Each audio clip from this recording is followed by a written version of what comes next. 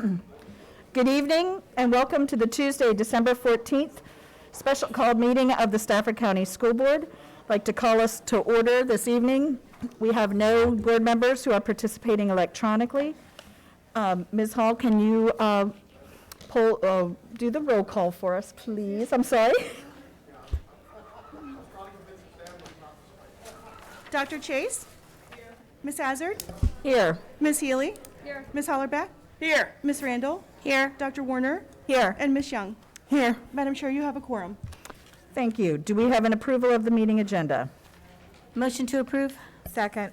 It's been moved and seconded. All those in favor, please say aye. Aye. Any opposed?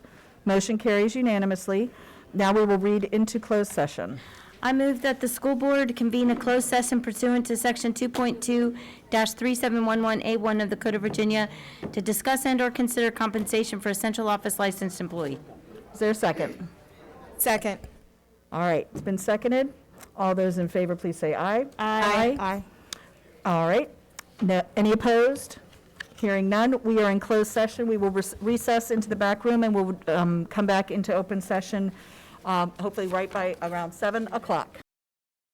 Can you read us out of closed session, please? Yes. That pursuant to Section 2.2-3712 of the Code of Virginia, the closed meeting of the School Board of Stafford County on December 14, 2021, be certified by adopting the following resolution. Now therefore be it resolved that the School Board of Stafford County hereby certifies to the best of each member's knowledge, 1, only public business matters lawfully exempted from open meeting requirements were discussed in the closed meeting to which this certification resolution applies, and 2, only such public business matters as were identified in the motion convening the closed meeting were heard, discussed, considered by the board. Is there a second? Second. All right. Ms. Hall, can you poll the board, please? Yes, ma'am. Dr. Chase? Yes. Ms. Hazard? Agree. Ms. Healy? Agreed. Ms. Hollerbeck? Agreed. Ms. Randall? Agreed. Dr. Warner? Agreed. And Ms. Young? Yes. Madam Chair, motion passes. Thank you. Do we have a motion out of closed session, please? Yes.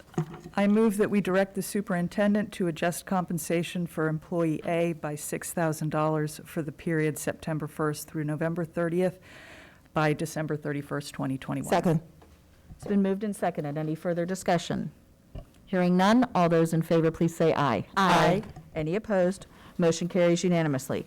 I'm going to close our closed session, our special called meeting, and then we will move on to our 7 o'clock meeting. I do apologize for those. We had other business we needed to get through this evening. Thank you all for coming this evening. So I'm going to call us to order for our 7 o'clock meeting. No one participating. Ms. Hall, can you read the roll call one more time, please? Yes, ma'am. Dr. Chase? Here. Ms. Hazard? Here. Ms. Healy? Here. Ms. Hollerbeck? Here. Ms. Randall? Here. Dr. Warner? Here. And Ms. Young? Here. Madam Chair, you have a quorum. All are here. This evening, I would like to recognize that our Mountain View High School Marine JROTC will presenting our colors, so I would ask that you all rise for the presentation of colors and the Pledge of Allegiance.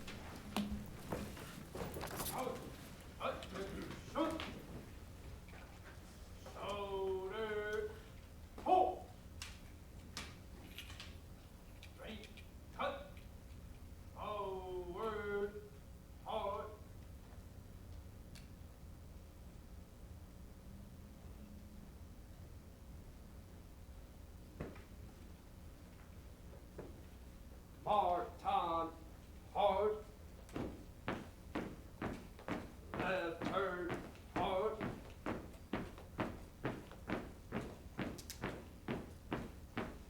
Color, halt. Present.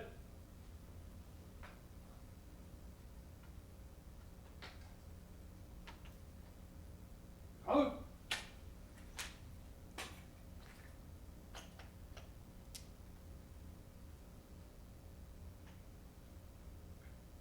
I pledge allegiance to the flag of the United States of America and to the republic for which it stands, one nation, under God, indivisible, with liberty and justice for all. Order. Hold.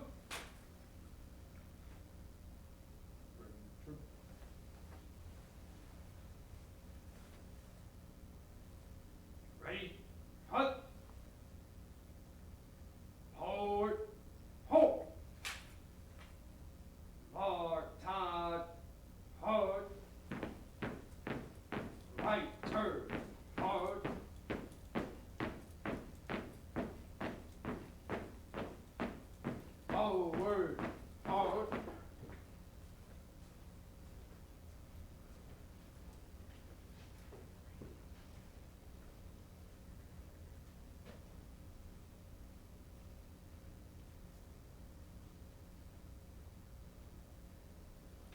Thank you.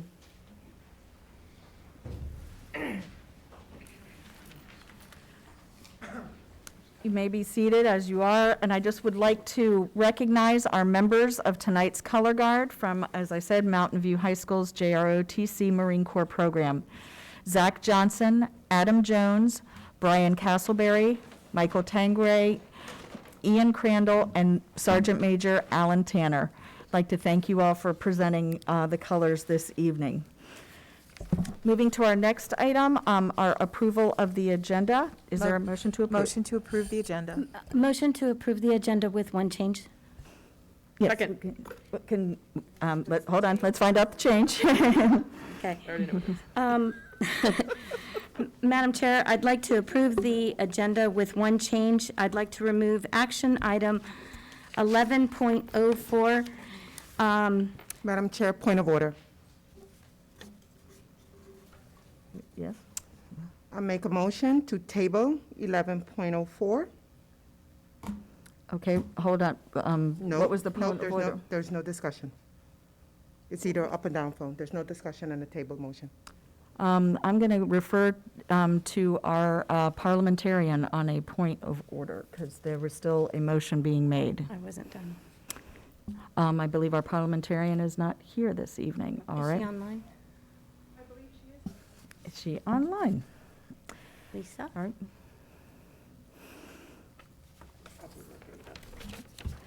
All right.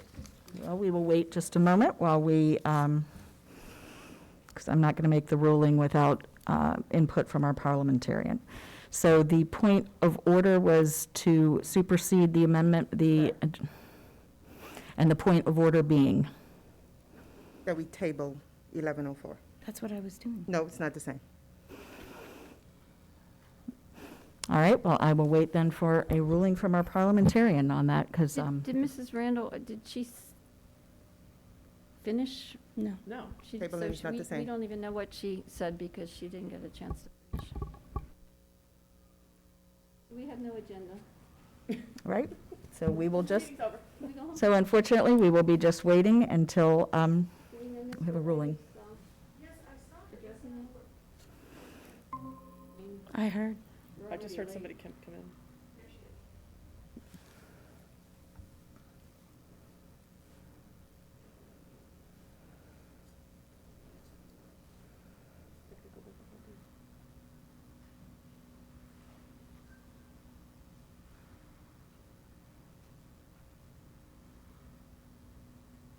I'm doing my own quick.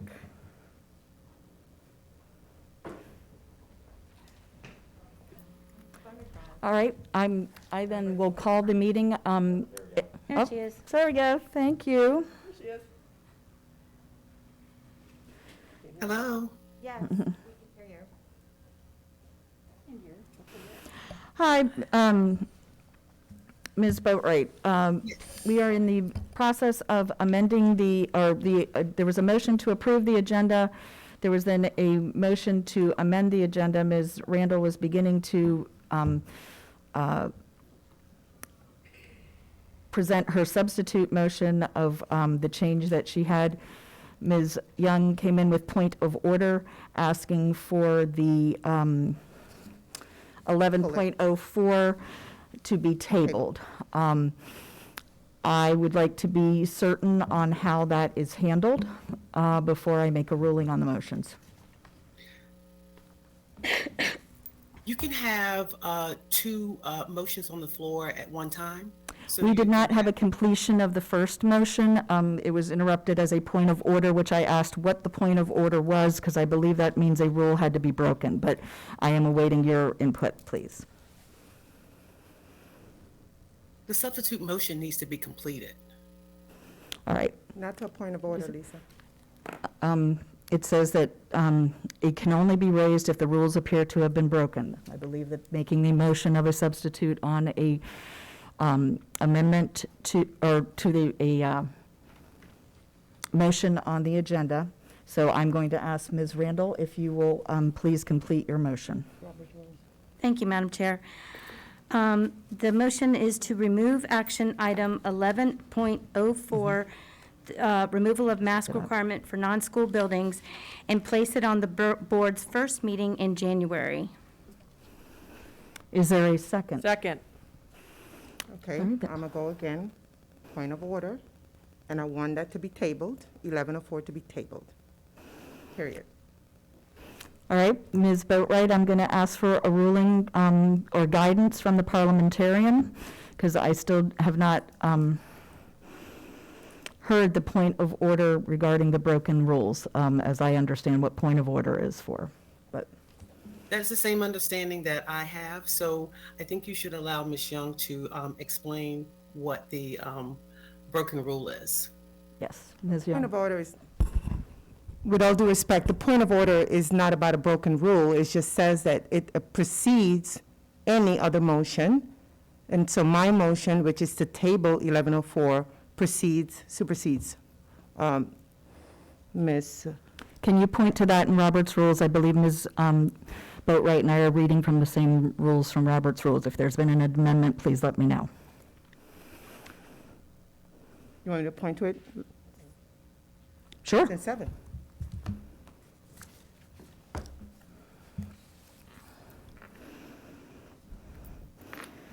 Did you look yours up?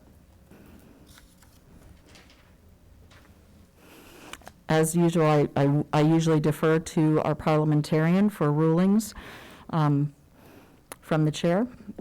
I always would like to have her guidance from, because my understanding of the Roberts rules is different, and the understanding of point of order is when a rule has been broken. A point of order is ruled on by the chair, and it is not a debatable. So it's Point up of to the order chair could be to ruled by rule on it. anyone at the diocese.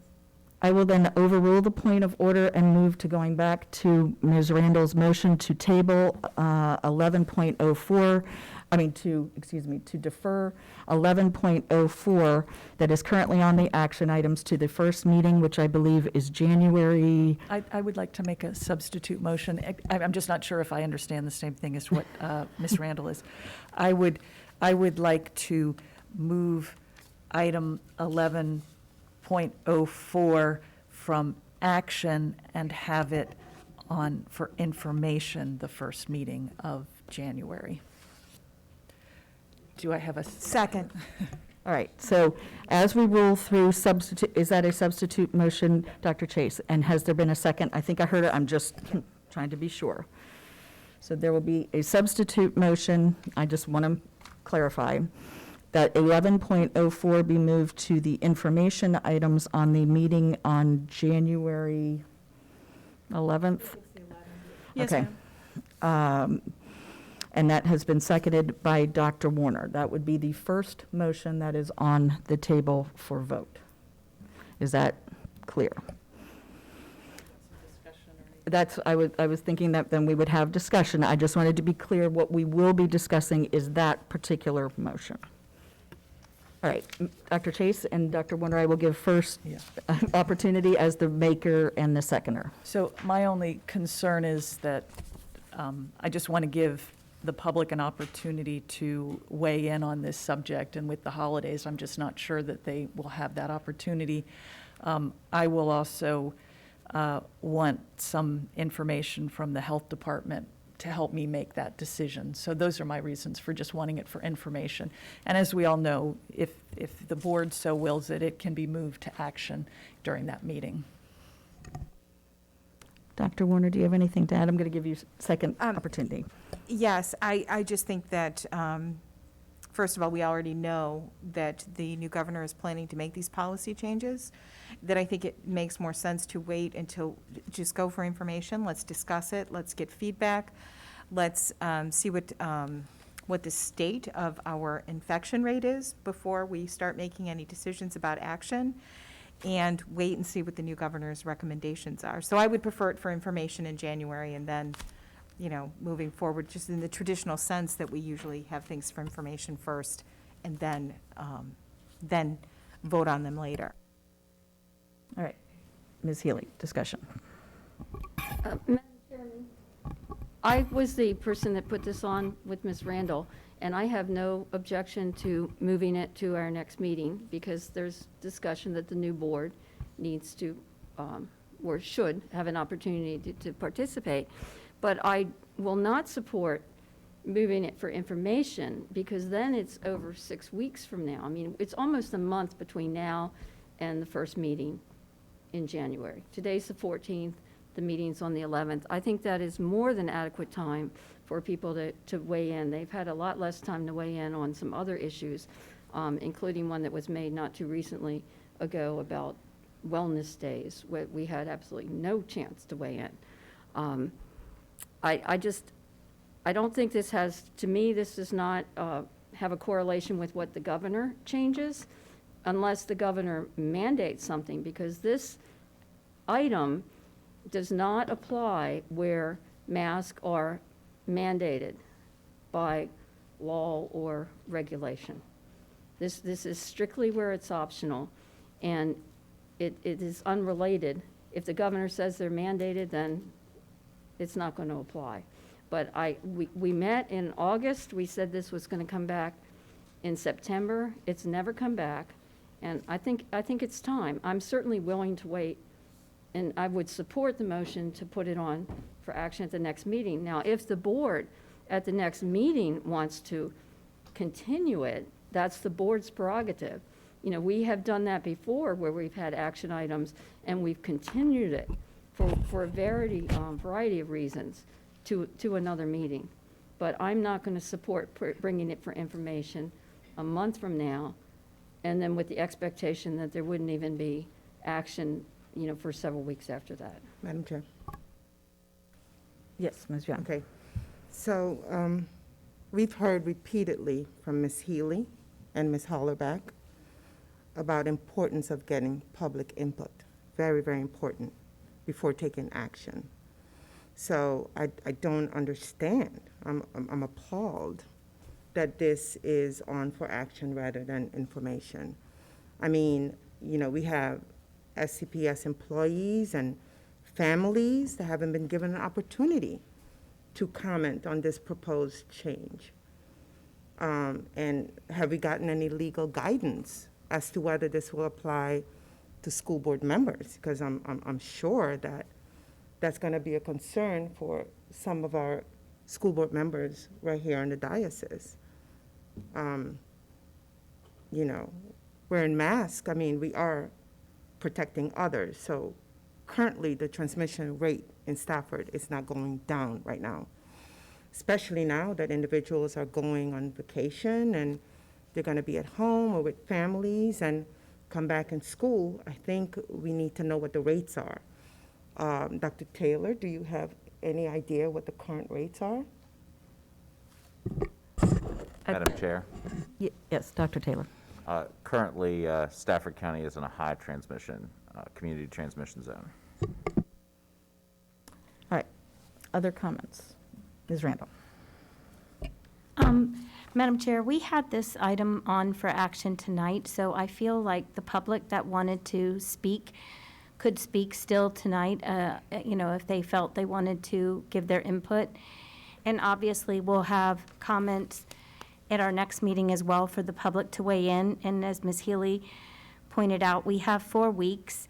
I know vacation is coming, but before, you know, we also have school in session for a week before our next meeting. So I feel like the weigh-in option for public and is available.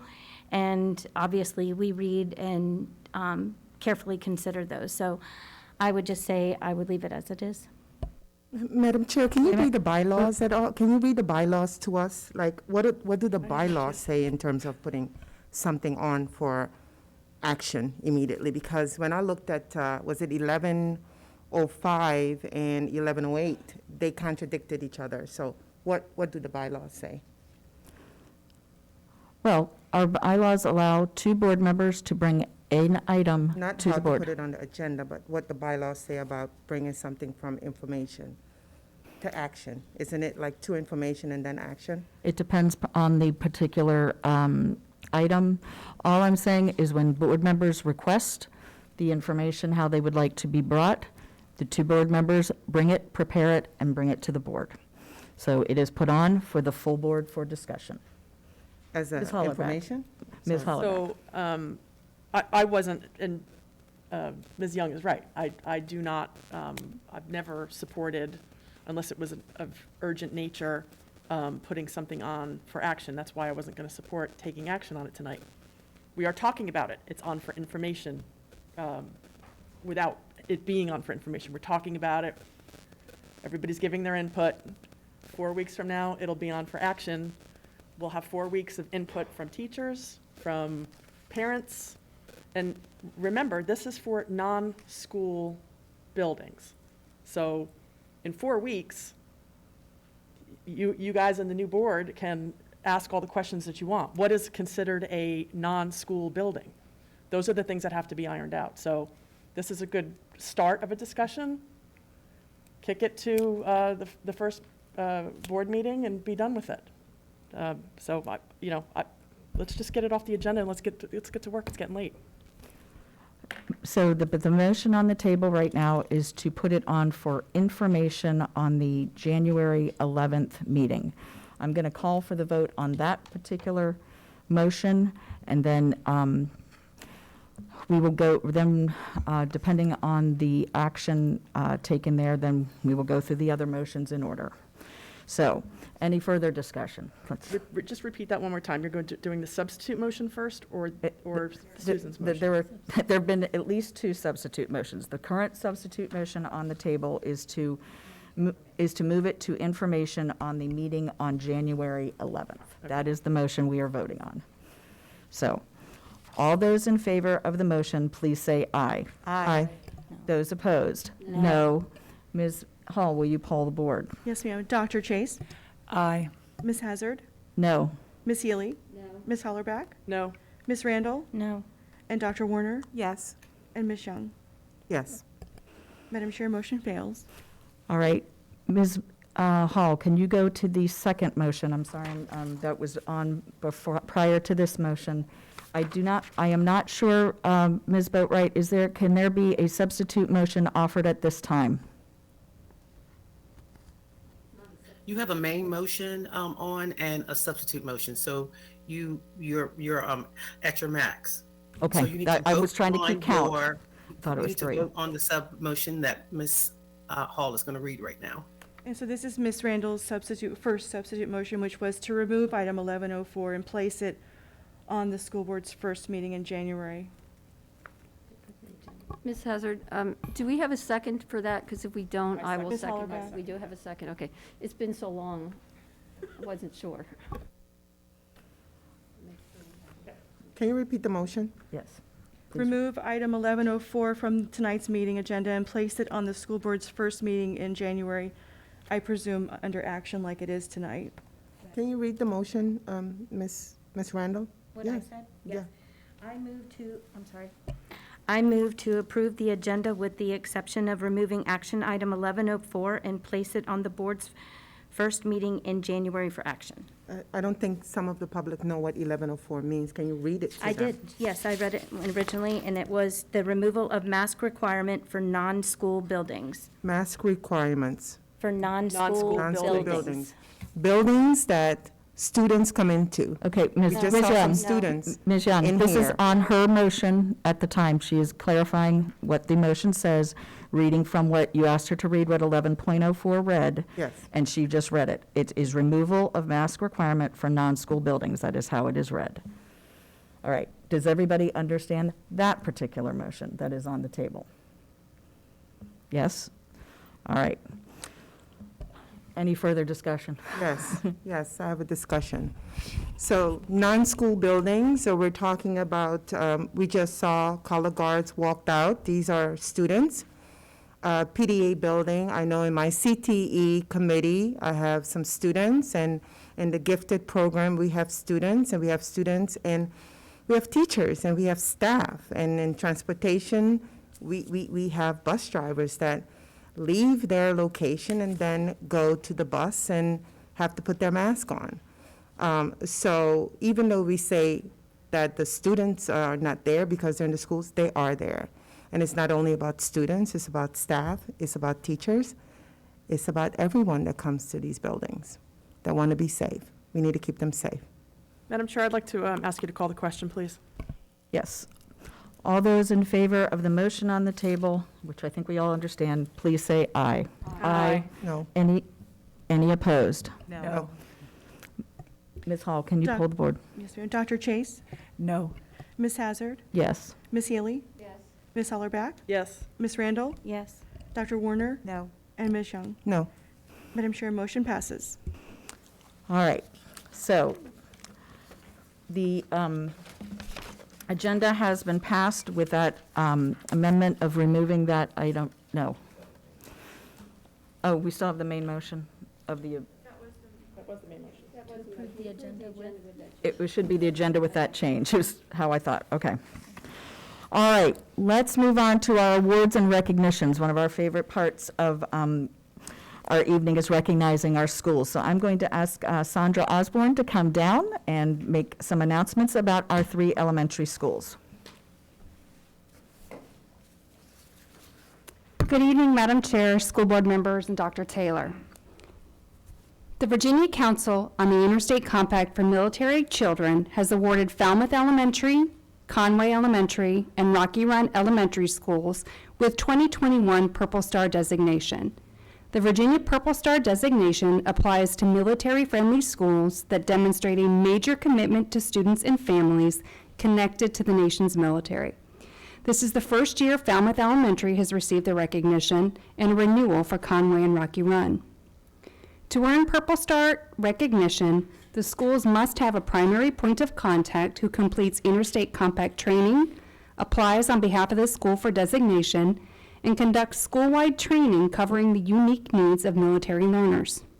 The school's website must link to a division-wide page dedicated to military student and family support, or maintain a special military family section that includes information for families arriving to school, the enrollment and registration process, information for departing from the school, defines academic and advanced academic programs, lists graduation requirements, posts the Interstate Compact on educational opportunities for military children, provides information on special education services and parental rights to include parental consent, and lists other matters of importance for military families. At this time, I'd like to recognize and thank the school-based representatives for their extraordinary efforts in earning Purple Star status for their schools. Conway Elementary's Lisa Snow, Falmouth Elementary's Jennifer Crane, and Rocky Run Elementary's Allison Adams. Thank you, ladies, for your devotion to your school and our military communities. The following schools currently hold Purple Star designation for the division: Anthony Burns, Conway, Falmouth, Hampton Oaks, Rock Hill, Rocky Run, Widewater, and Winding Creek Elementary Schools. Purple Star designation is valid for 3 years, after which schools must reapply for the designation. Thank you. Do we have any of our three ladies here this Do evening? not think so. I know there's a lot of events going on, but Yes. let's, even in their absence, give them a round of applause. Thank you.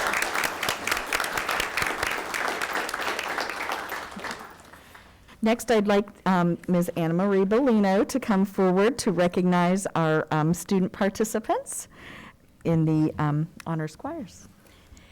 Good evening, Madam Chair, school board members, and Superintendent Taylor. I'm delighted to present to you several Stafford County High School music students who have received some state recognition. These talented and hardworking seniors auditioned amongst hundreds of high school seniors from across the Commonwealth and were selected for the 2021 Virginia Music Education VMEA Honors Choir. We are very proud that students from two of our high schools, were selected. The amazing accomplishments of these students are not possible without the instruction, guidance, and encouragement from our extraordinary high school choir directors. So we have two here tonight, Ms. Barbara Perry, who is the choir director at Colonial Forge High School, and Mr. Joe Evler, who is the director at Stafford High School. I'm going to invite them to come down and join me. Students, as I call your name, please come forward to receive your recognition. From Colonial Forge High School, Winston Perry, who is Ms. Perry's son. They are related. And from from Stafford High School, Solomon M. and Jacob O'Leary. We're so proud of these students for their accomplishments. Please join me in congratulating them.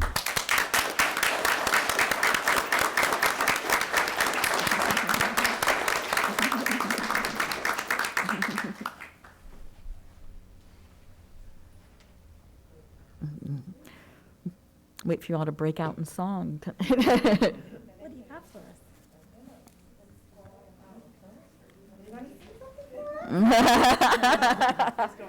All right, next year for all of you, this ring for the singing. So Yes. thank you all, We'll make that and happen. congratulations on this great honor. Thank you for having us.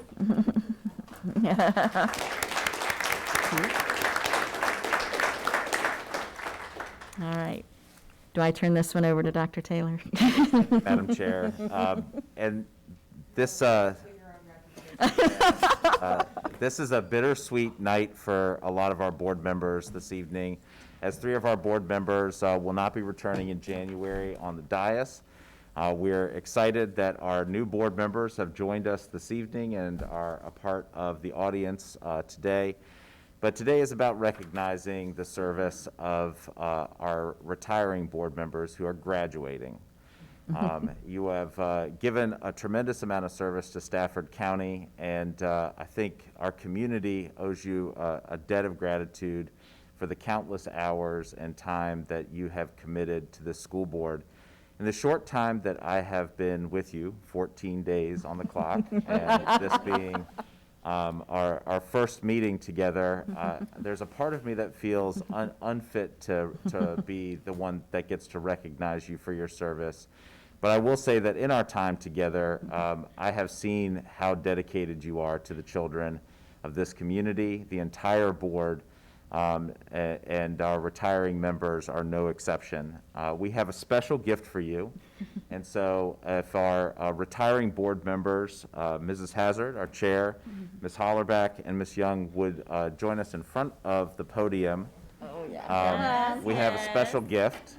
And so as you stand there uncomfortably for a minute while I share this information, I'm actually going to invite a student to join you. And it's a student by the name of Jessica Israel, and she's sitting right in the front over here. So Jessica, if you wouldn't mind coming forward. Jessica is a senior at Colonial Forge High School, and she entered a piece of art in the Friends of Chatham Art Contest. And her piece of art depicts Chatham Manor, both in the past and in its present day. And it's a reflection of the impact of time. And so we have had this artwork framed for you and, of course, for Jessica.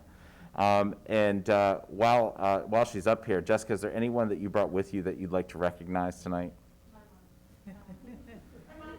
Thanks, Mom.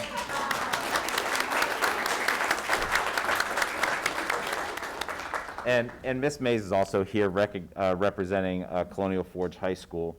So I will present you with an engraved plaque on your piece of student art, and hopefully this will be a welcome memento of your time on the board.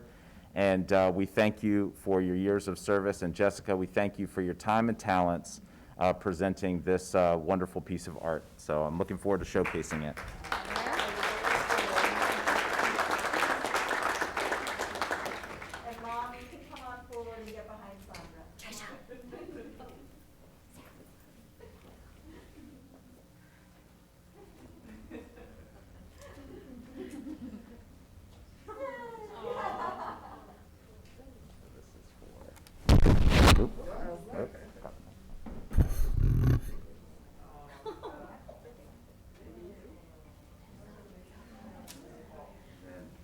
Thank you so much. For Jessica, you get a copy of your art as well.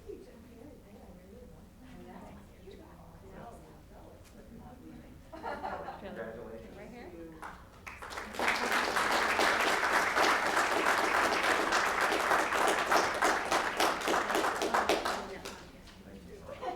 And board members. And then live right there. Stay right there. Okay. Your board member colleagues also have recognition. So to our outgoing board members, those of us that are left behind, I'm kidding, We wanted to say thank you for your time, your service, your guidance, and all the lessons, of course, new one here learned. Those that have worked with Trish and Sarah and Dr. Warner, we wanted to give you a small token of our appreciation for the time and efforts that you put on the board with us and for our division. Thank you. This one is for Holly. Thank you. I get Arlene. It's not allowed to cry. I know you're starting to this morning. I wasn't, it was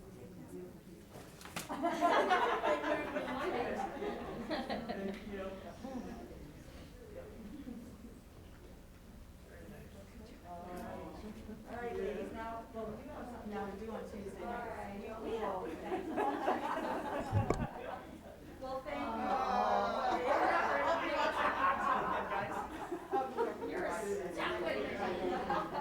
Oh, stuck.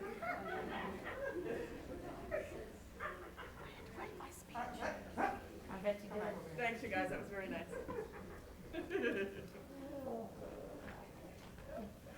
Now, board. You can't go home now, though. I saw you going for the steps. What I'm going, what I'm going to do is I'm going to defer to when we get to our board member comments for, unless I think we should keep moving with our agenda and move into board member comments for everybody.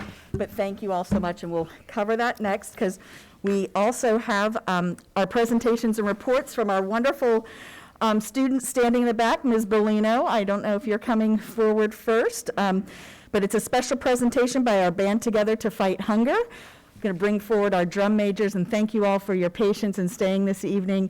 And it's so great to see you here, and it was great to see you on the field as well.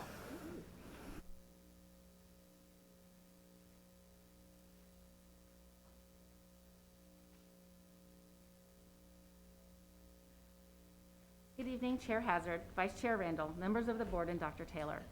My name is Erin Tucker, and I was the coordinator for the 10th anniversary of Band Together to Fight Hunger. I am joined this evening by our band leadership, who will provide a recap of our exciting event.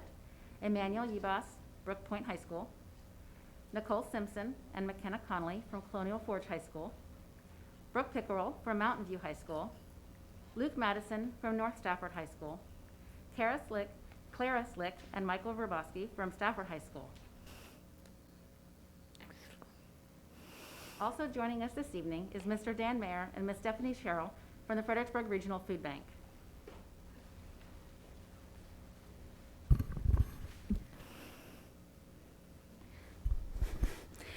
The 10th anniversary event of Band Together to Fight Hunger provided an exciting opportunity for our community to celebrate both our Stafford High School marching bands, Stafford County High School marching bands, and our commitment to the food insecure citizens right here in our surrounding communities.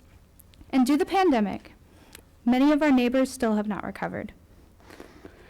These months have been defined by hardship and hunger. Rising food costs add to their burden, making it more difficult to afford the basics.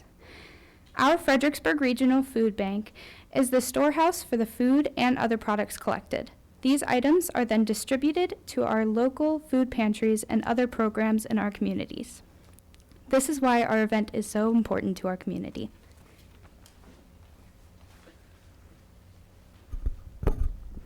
This year's Band Together to Fight Hunger was once again a major success, thanks to our incredible community and business partners. The program featured band performances from each high school, and the grand finale, consisting of nearly 400 Stafford County band students, was the highlight of the evening. It was pretty awesome to get to conduct over 300+ musicians together. Because of our amazing community and business partners, we received donations totaling over $14,000. That equates to over 28,000 meals for our community through the Fredericksburg Regional Food Bank. We are grateful for the support of our returning sponsors, Core Solutions, KBI Music, Dr. Elizabeth Atreed, Ashton Innovations, WAC General Contractor, Stafford Printing, Chick-fil-A on 17, Outback Steakhouse, Sam's Pizza, and Hildrep Moving and Storage. We would also like to thank and welcome our new sponsors, Carter Machinery, St. Peter's Lutheran's Church Youth Group, Ebenezer United Methodist Church, Barton Williams School of Dance, Mathnasium, Amy Clay Dance Academy, Sunbelt Coastal, Millen Ward from Century 21, Stafford Early Autism Services, and Jared Ludwig from Secured Property and Management Trust.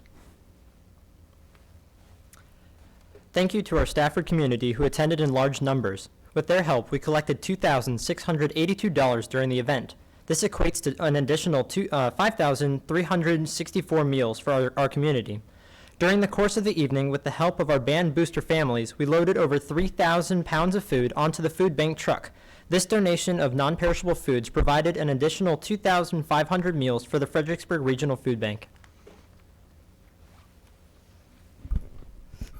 The 10th anniversary of Band Together to Fight Hunger raised over $17,000 in total. Coupled with the food donations, we are thrilled to share that our amazing community provided a total of 36,955 meals to the Fredericksburg Regional Food Bank. We are proud to present the final check for the Fredericksburg Regional Food Bank to Mrs. Mayer and Mrs. Sharrow. Band Together started with the vision of one high school band director and has grown into an event we are proud of. Over the past decade, our event has raised over 260,000 meals for the Fredericksburg Regional Food Bank, thanks to the support of our local community. We are sure you will agree with our band. We are sure you will agree our band programs are making a huge difference in our community. Thank you for continuing to support and fund music programs in our schools, and we look forward to seeing you at the next Band Together to Fight Hunger.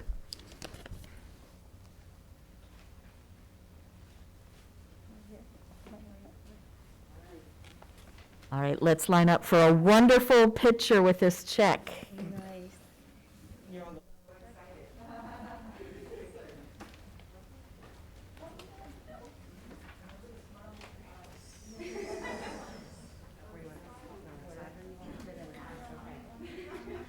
So you're presenting to our food bank representative. Yeah, so I get it.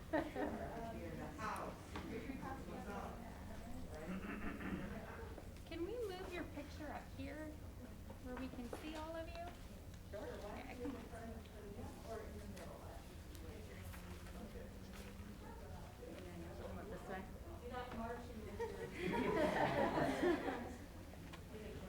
Up here? There's no choreography there, so. All the way up? Okay. Ready for the podium? Sure. There you go, McKenna. Get the check out of the aisle there.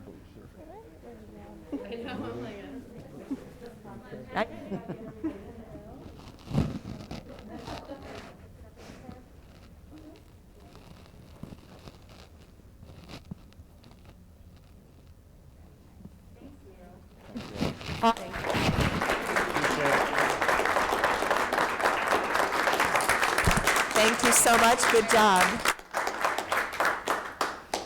Now, we can't announce it tonight, but hold the date in November for the 11th annual, correct, Band Together to Fight Hunger. I hope that you all can attend. It's such an amazing event to see the musical talents of our high school bands all working together for a good cause in our community. So, and thank you all for coming this evening.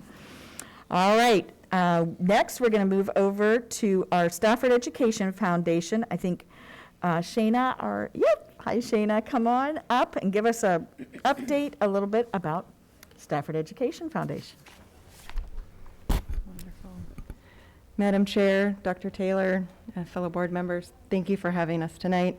On behalf of the Stafford Education Board of Directors, I would like to extend thanks to the board members who will be leaving us in January. Thank you for your dedication to SCPS. This last year was certainly a challenging year, and we thank you for assisting us and guiding us through it. The Stafford Education Foundation, although slowed a bit by COVID, has continued to provide innovative teaching grants and future educators scholarships. In October, the foundation awarded $13,500 to incredible and creative teachers across SCPS. We had an overwhelming response, but could not fund all of the requests. We did choose grants that demonstrated the highest level of innovation and curriculum delivery. A full list of award winners will be provided upon request and is currently available on our website. Future educator scholarship applications will be released early in 2022, and we look forward to that process. Tonight's presentation is to celebrate the expansion of our board of directors. I'd like to introduce our 4 new board members who bring a wealth of experience, love of education, and commitment to SCPS. Stafford Education Board members, please stand as I introduce you. First, Dr. Holly Feliciano comes to SCF with a PhD in education with a focus on curriculum and instruction, an MA in educational leadership, and a BS in elementary education. Currently, Dr. Feliciano is a researcher, writer, and editor working with Squared Away LLC. Please join me in welcoming Holly.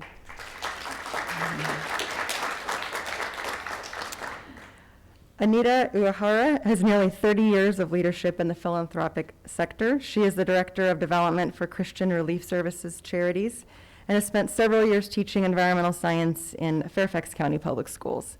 Additionally, she was instrumental in the introduction and curriculum implementation of the IB program there. She's unable to be here this evening, but please join me in welcoming Anita as well. Dr. Vernon Green is the owner and CEO of G Cubed Enterprises, Inc., focusing on IT and cybersecurity. Vernon is a community philanthropic leader and veteran who truly believes and embodies the idea that together we can do more. He's unable to be here this evening, but please join me in welcoming him to the Stafford Education Board. And finally, Ms. Chandra Gore wears many hats, but they all share the goal of helping companies and people create foundations for success. An entrepreneur, she runs a boutique consulting and PR firm, Chandra Gore Consulting, and leads her own production company that produces live comedic events and is an author, moderator, and podcast creator.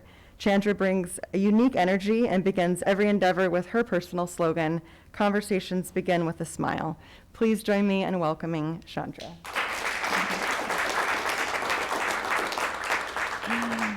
Thank you again for the opportunity to be here this evening and to speak to you. We look forward to partnering with each of you in the year ahead. Thank you very much. Thank you. The foundation has been involved in some great projects with our teachers, with our murals, and also, so just for all you students who are here, they will be releasing their scholarship applications for those who want to continue in to teach, and they have an amazing scholarship, so make sure that you apply. There's one for each high school. So, all right, next I'm going to turn it over to Dr. Taylor. So he's going to get his roller skates on. And,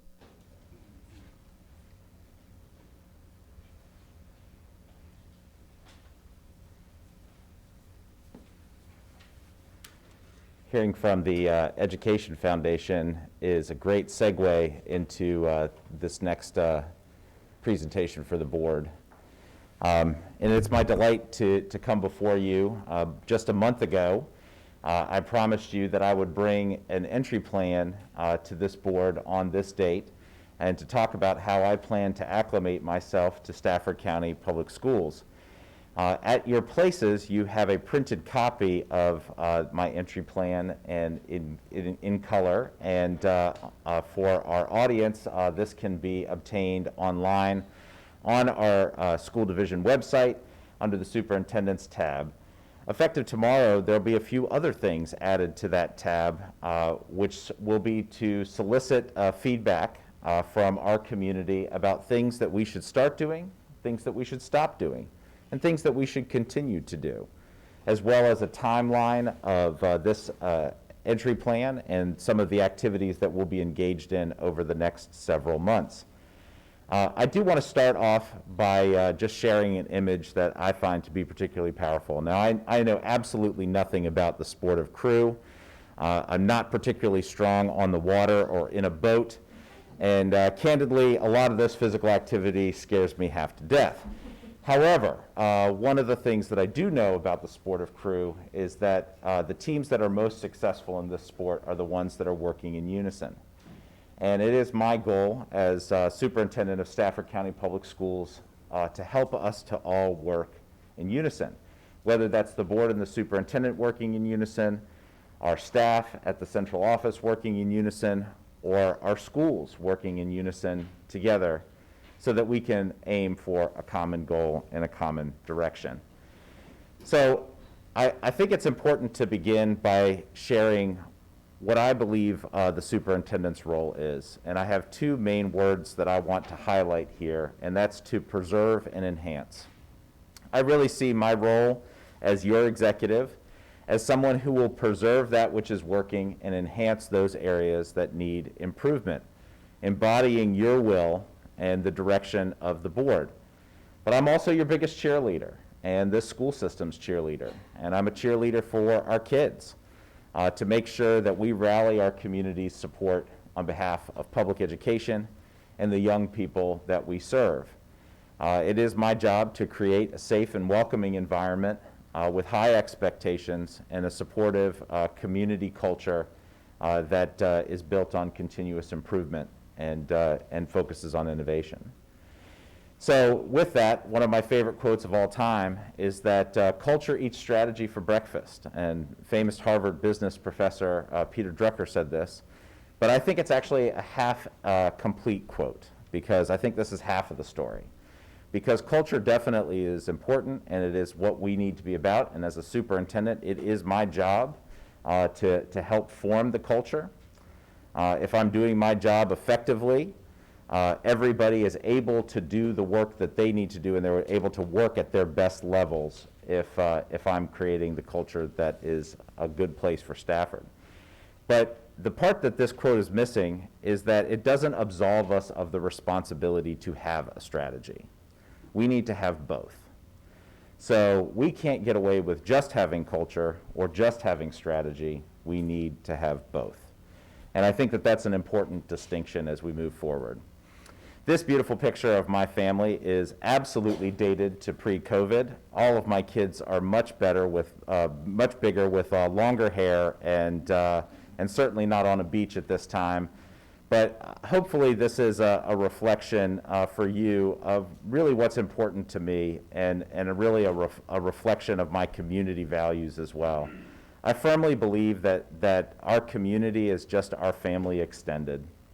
And whatever we define as our community really needs to take on the form of a broader family.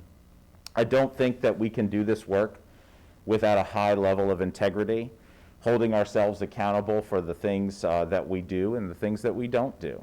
I also don't think that we can do this work effectively unless we put ourselves in the shoes of others and we empathize with those who need us most, which are our young people and our teachers whom we serve. And the last piece that I think is critical to my value set is that each day ahead of us needs to be better than the day before us. So with that, I'm very fond of saying that we don't need to be the best, per se. However, we do need to be the best at getting better.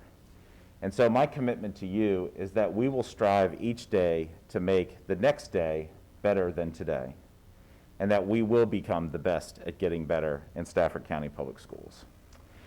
So with that, there's a lot of words on this slide, and I'm not going to go into a lot of details here, but I do want to point out my guiding principles and what's important to me and how I make decisions. And I think that this is going to be a guiding light for the next 100 days and hopefully the next decade that follows that.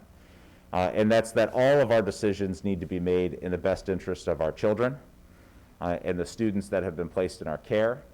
That great decisions definitely begin with listening, empathy, and the relationships we build, as well as the research that we put in advance.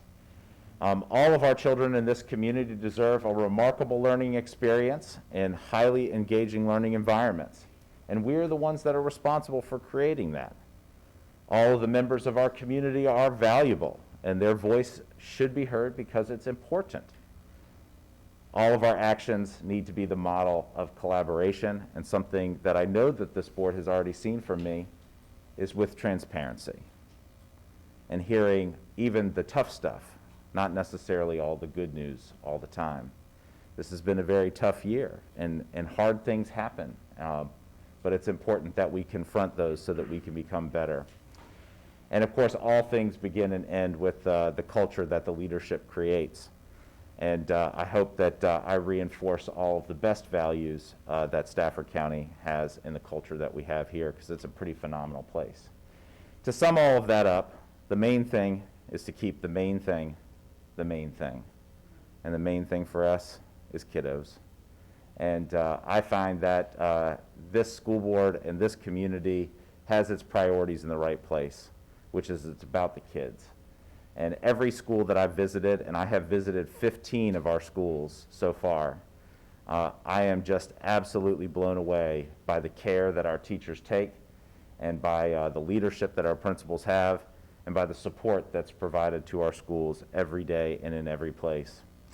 So I've got this plan, and here's my plan, is that I'm going to spend the next 100 days engaging with as many people as I can to evaluate our progress to date, and then ultimately to empower our community to act on the best interest of children. I've tasked our team with a really important question, and it's a question that's founded in equity. And it's how might we create a more equitable set of opportunities, access, and outcomes for the children in Stafford County Public Schools. To me, there's no more worthy goal than that. How do we improve the outcomes for our kids, and how do we ensure that our kids have equitable access and equitable opportunities? I invite everybody in this community and this board to track my progress and to follow along as we prepare some pretty important summative progress reports in the month of March and in the month of April that we'll bring back to this board, some operational blueprints and some sketches for what could be our next strategic plan and the direction that we'll head moving forward. I am tremendously thankful for the honor that this board has given me in placing your trust in me to help lead this school district with your help. I believe that we should provide a learning environment that gives our kids access to learning anytime, any place, through any path, and at any pace. And I thank you for your support.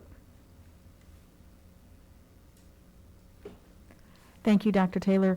You said, just to reiterate, you know, always I almost sounded like Dwayne, the bottom, you know, he always said it really well, but, so where, again, can people find, who want to engage through the website? I know you made it, but let's give it another plug. We are really excited to invite our community to go to our school division website, staffordschools.net, and there's a tab at the top of the screen that says Superintendent. And if you click on that, it will take you, starting tomorrow, to a site that not only has information about this entry plan, but it will also have a link to what's called a Stop, Start, Continue feedback loop, so that folks can provide some information to us about things that they think we should start doing, things that they think we should stop doing, and things that they think we should continue to do, which is a lot, because we do a lot of things really well in Stafford County.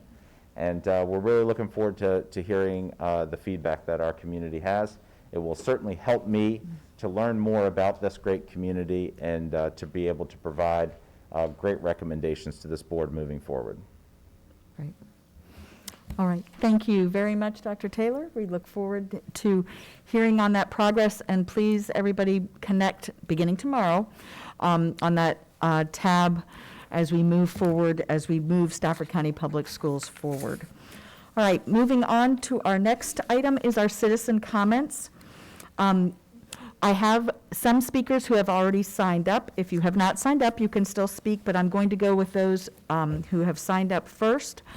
What I will ask after I give the introduction is for, if you are planning to speak, go ahead and stand on the side so you can come quickly forward, and you don't have to, you know, step over your neighbor and everything, just to head into the side so we can have our commenters come quickly forward when the prior speaker has finished. So we're going to have, each speaker has 3 minutes.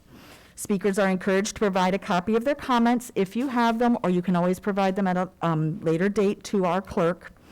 Speakers shall identify themselves by name. If you have an organizational affiliation, please state that as well. Speakers shall announce the purpose or topic of their comments. The chair reserves the right to restrict the total citizen comments to a predetermined maximum number of minutes with the approval of the board.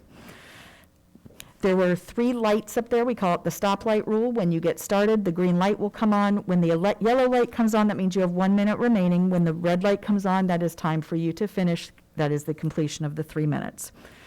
Any citizen comment which is profane, abusive, or which threatens imminent physical harm shall be ruled out of order by the chair. Although the board provides the opportunity for citizen comment, individuals desiring to register complaints about the division, against school division employees or division programs, services, or activities may also utilize the procedures outlined in Stafford County Public School Policy 1113. So I'm going to read off the first, the 6 names that have signed up. Feel free to stand off to the side and come down one after another. First, Margaret Lowry, Carol Leischer, Savannah Learn, Dana Brown, Cameron Harris, and Dad, and Michael Wood. And if you are also planning to speak, also feel free to go ahead and stand up and to the side. Come on down. That's good.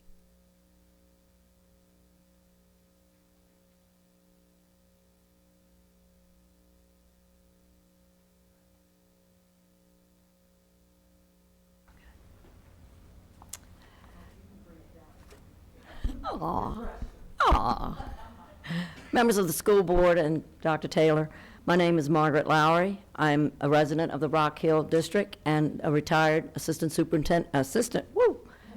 just got myself a promotion, assistant principal at North Stafford High School for activities in athletics.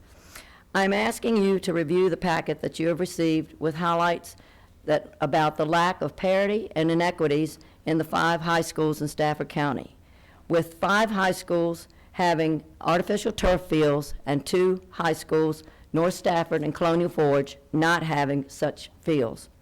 One of the most obvious disparities is that field hockey teams at Forge and North must practice and play home games on a grass field unless they pay to rent a turf field.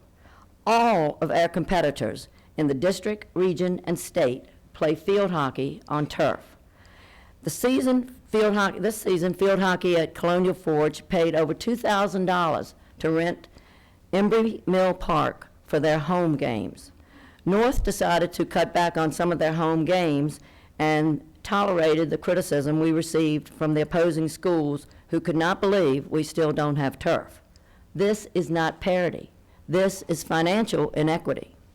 This year it cost North and Forge more than $21,000 each to prepare and maintain the grass stadium and rent turf fields in order to give their athletic teams similar competitive opportunities as the other 3 high schools. The other 3 high schools can use those funds to upgrade their other athletic fields and purchase equipment. This is not parity. This is a financial inequity. In preparation for regionals, the Colonial Forge football team had to pay to rent a generator and lights so they could practice before their regional game. Mountain View didn't have this expense. Financial inequality. When Colonial Forge hosted the state lacrosse championship game, the team from Fairfax that showed up called the Virginia High School League and complained and asked, had that grass field been approved for a championship game? For graduation day, 3 high schools have beautiful green grass that can tolerate rain, but a muddy field at Colonial Forge or North could cause those 2 schools to have to move graduation inside. Again, this is not parity. In 2014 and 2015, artificial turf fields were completed in 3 schools. The proposed CIP has North and Forge delayed until 2024. I'm appealing to you to find some funds to install turf fields at Forge and North in the summer of 2022. It is time to be fair to these 2 high schools whose students deserve equal opportunities. Thank you very much.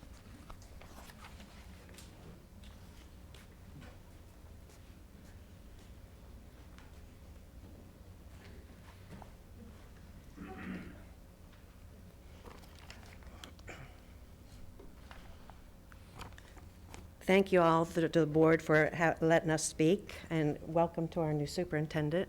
My name is Carol Leischer, and I'm a Stafford County resident from the George Washington District.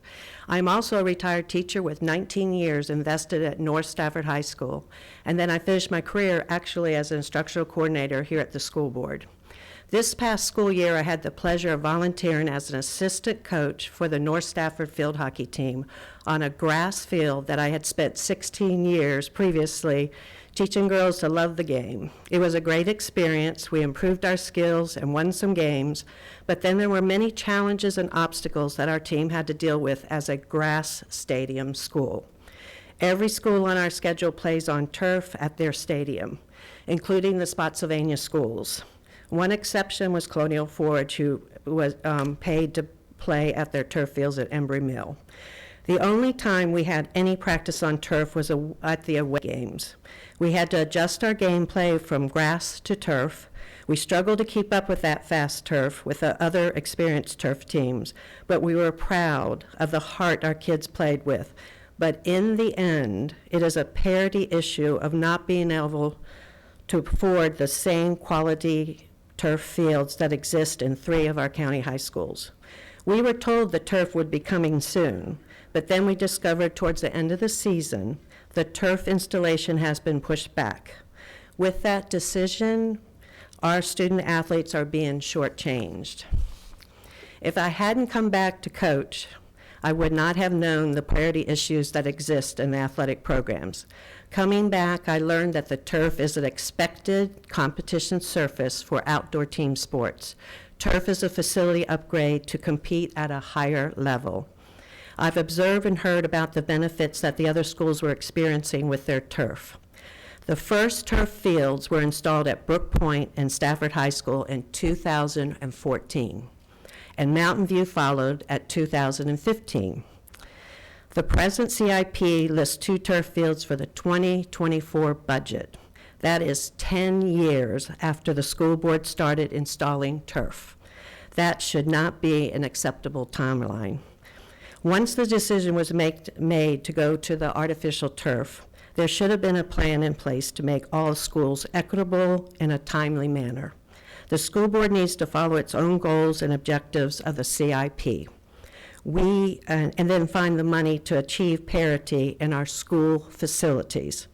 We want and need your support in upgrading the grass stadiums to turf at North Stafford and Colonial Forge High School for equity in our school system, for equity of our student athletes and their communities. Please fix this parity issue.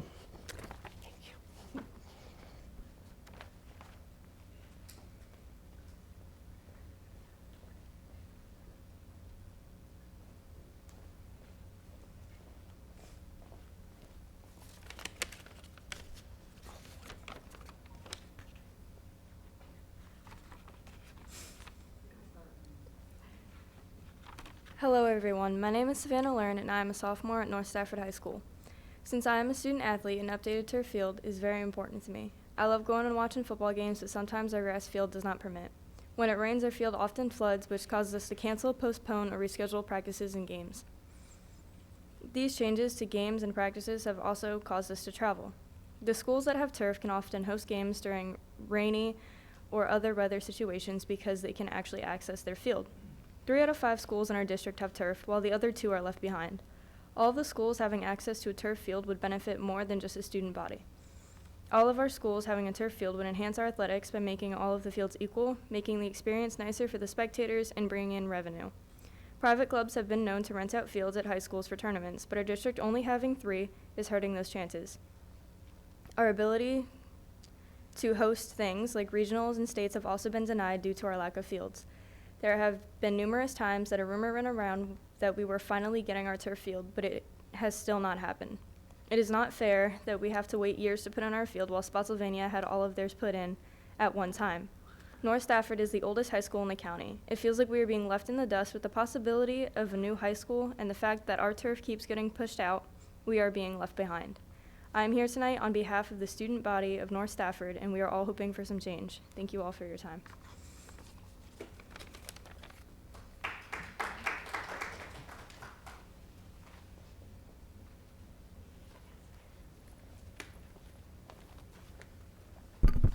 I'm Dana Brown. I live in the Rock Hill District, and I am here tonight to speak on behalf of myself, not of any group or any committee. But I came here tonight talking about something a little bit hard, and I want you to think about maybe reconsidering our current discipline policy, restorative justice. This policy was adopted under our old superintendent a few years ago. I think restorative justice goes by other names such as restorative practices, circle processes, victim offending, conferencing, etc. I bring this to your attention for several reasons. Restorative justice makes it really, really hard to suspend or expel a student who is chronically misbehaving. They are talked to, and then they're just circled back into the classroom or circled back onto the bus. And I don't know if you all remember, but pre-COVID, we had a lot of bus drivers come into these meetings to speak about how badly they were being treated by the kids, and their stories were horrific. They said nothing was being done about it.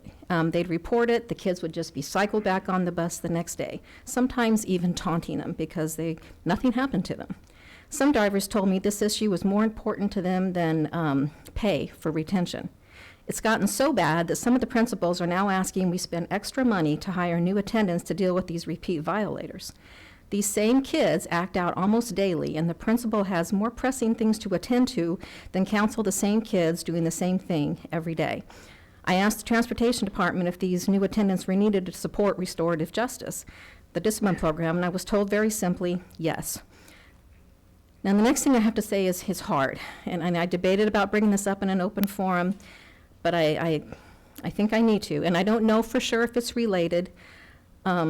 It makes me very uneasy and uncomfortable to talk about this because we have a lot of families that are still grieving about this, and I'm talking about the latest school shooting in Michigan. I keep hearing on the news that the day of the incident, the kid was counseled and circled back into the classroom instead of being sent home or suspended. He was circled back. The phrase just stuck in my head for like 2 weeks. I kept wondering, why would they do that? Were the police called? I thought about it for a long time. And then it sounded very similar to what we do. So I looked on their website, and under discipline, they had a practice called restorative practices. They even had a restorative coordinator, just like we do. I don't know if that contributed to what happened or not. I really don't. But I think we should look at it because it might be related. I'm just asking just to look into it. Just think about it. That's all. Thank you.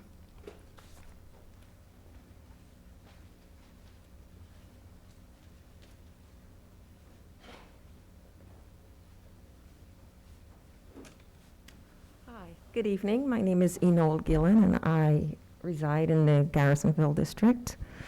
I too have something very unpleasant to discuss. I would like to recommend that the school board considers providing diversity and equity training to all the volunteers that volunteer in our children's schools. They are subjected to background checks, and I believe that before they are permitted to interact with our children, they need diversity training. I'm requesting this because on December 1st, my 9th grader at North Stafford High School came home and said to me, "Mom, I was subjected to racial profiling today." And I chuckled because I thought he was kidding because I have a 12th grader there that never talked to me about being subjected to any such issues. But after my son relayed his story, I was infuriated. The muffin cart came to his classroom, and they got in line to get muffins and other goodies. He decided with 2 of his classmates, one black, one white, that they would barter his 2 Gatorades for muffins. They would buy muffins. They wanted Gatorade, he wanted muffins. They'd exchange. When it came to his and his black friend's turn in line, his friend bought the muffin and passed the muffin to him, and he was in the wild motion of passing the Gatorade to his friend. The PTSO president asked him, "Where did you get that?" Yelling loud enough for everybody to hear and for him to feel embarrassed, and he stated, "From home," because that's where it came from. But that answer wasn't good enough for her. She snatched the Gatorade bottle from my son, held it up to the light, spun it around a few times, and then gave it back to him. No apology. Okay? And my son came home very upset about that. Okay? When it was time for his white friend that he gave the Gatorade to do the barter, That didn't happen. So I called the school and met with the PTSO president, who claimed, because I asked her if there was some special Gatorade training that she attended, that she could identify stolen Gatorade bottles. Okay? And she claimed she did not snatch it. This stuff is on camera, so there's no disputing it. All the children that were there were interviewed and corroborated my son's story. Okay? Why my son would be singled out for that type of treatment is unacceptable. But this is the second time the son has been singled out for that treatment, because while he was at H.H. Poole Middle School, his teacher constantly told him and the other child of color in their special math class, in their advanced math class, that they didn't belong there. Can you make sure that you send your information either into our clerk or, is your name's correct on the sheet? I didn't get assigned a sheet because I had to take my kids home from basketball and If you got here a assign little on the late. sheet, like directly behind you, your contact information, Yeah. that would be great. Thank you. Thank you.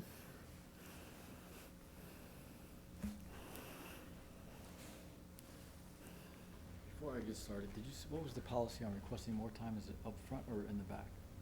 I'm sorry? Did you say something in the instructions about requesting more time?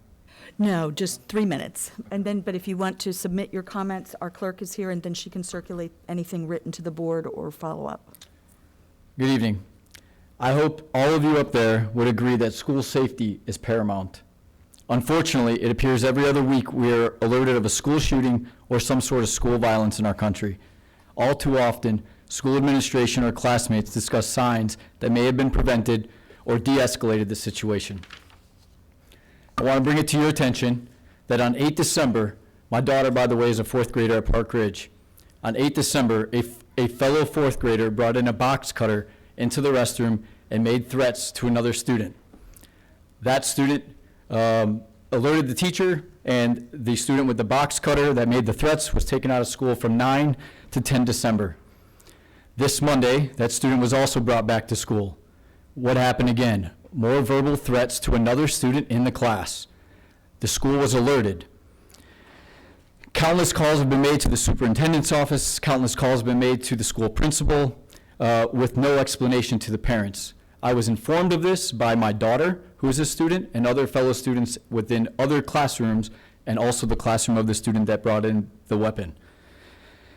It's crazy to me because the school can send out pictures and emails to every parent in the school about some student taking toilet paper in the restroom and throwing it around and asking the parents for help on de-escalating that situation. Yet we have a student in the school, a 4th grader, with a box cutter making threats, and I still have yet to hear from the school. This incident, no communication from the administration to the parents. No child should fear for their safety in any Stafford County public school. I ask that you please go back and check at the new superintendent's first guiding principle that he labeled today. In the end, I am worried about my daughter, unfortunately, because she's the one that comes home to me and tells me that she's fearful, right? But I'm also don't want to put off the fact that this child who made the threats, who brought in the weapon, also needs some assistance. I took the time to go through your code of conduct many times, and I ask that you do as well, because it clearly states students have the right to expect an educational environment in which they can strive to achieve. Violations of the law, which is also weapons possession, needs to be contacted, or the police need to be contacted. That as well never happened, and I can confirm that. It also states that parents and guardians will be notified, required by law. That didn't happen. Then I also looked at your code violation levels, persistently dangerous behaviors, which is what we were talking about today, which is level 5. Mandatory report to law enforcement, that didn't happen. Students are forbidden to have weapons, to use weapons, or use objects as weapons on school property. It defines the weapons, which is knives, razor blades, box cutters. Level 5 for his grade. Then it also states reporting requirements. Any threats against the school personnel while on a bus, on school property, at any event. And then it states that the principal shall report whether the incident has been reported to local law enforcement, never happened, and Okay, if sir, the incident you was need to reported wrap to it up. parents. If you would like to submit those, either to our clerk, and we'll make sure that there's somebody. Ma'am, there's nothing to submit. You made this policy. All right. Uh-oh, I know this guy.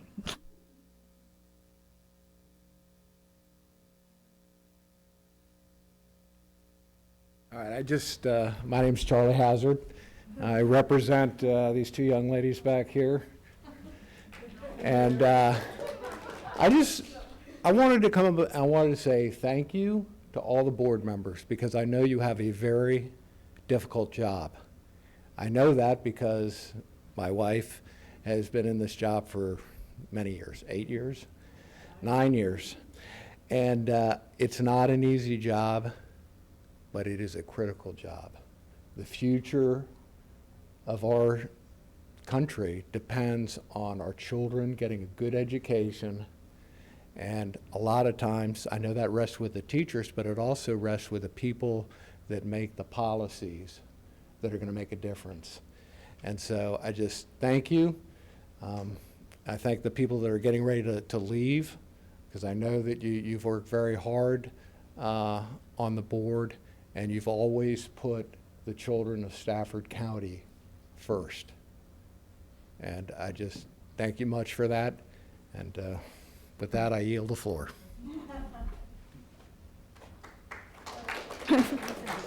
That's right. That's right.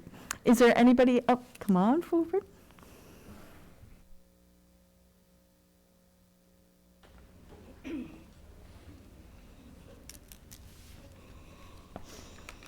Hi, my name is Laura Brewer, and I'm from the Garrisonville District.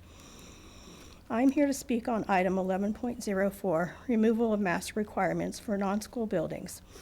I'm not here to question the validity or debate the validity of the recommendation, but to comment on the manner which it was brought forth. It appears somewhat disingenuous to have been presented as an action item versus for information. This is a decision that will impact our community to include all staff and students of Stafford County Public Schools. It is vital that health professionals be consulted and that information shared. It warrants public comment and input as well. This is very out of character for this board, who has debated and deferred far less important issues as they seek guidance, community and constituent input, and compile data. Attempting to fast-track this item being presented as an information item before being presented as an information item can appear that this is for personal or political gain, which has no place here. I would ask that this item is not brought forward to action until it has been presented as information, allowing all vested parties to have the opportunity to have their voices heard. Thank you.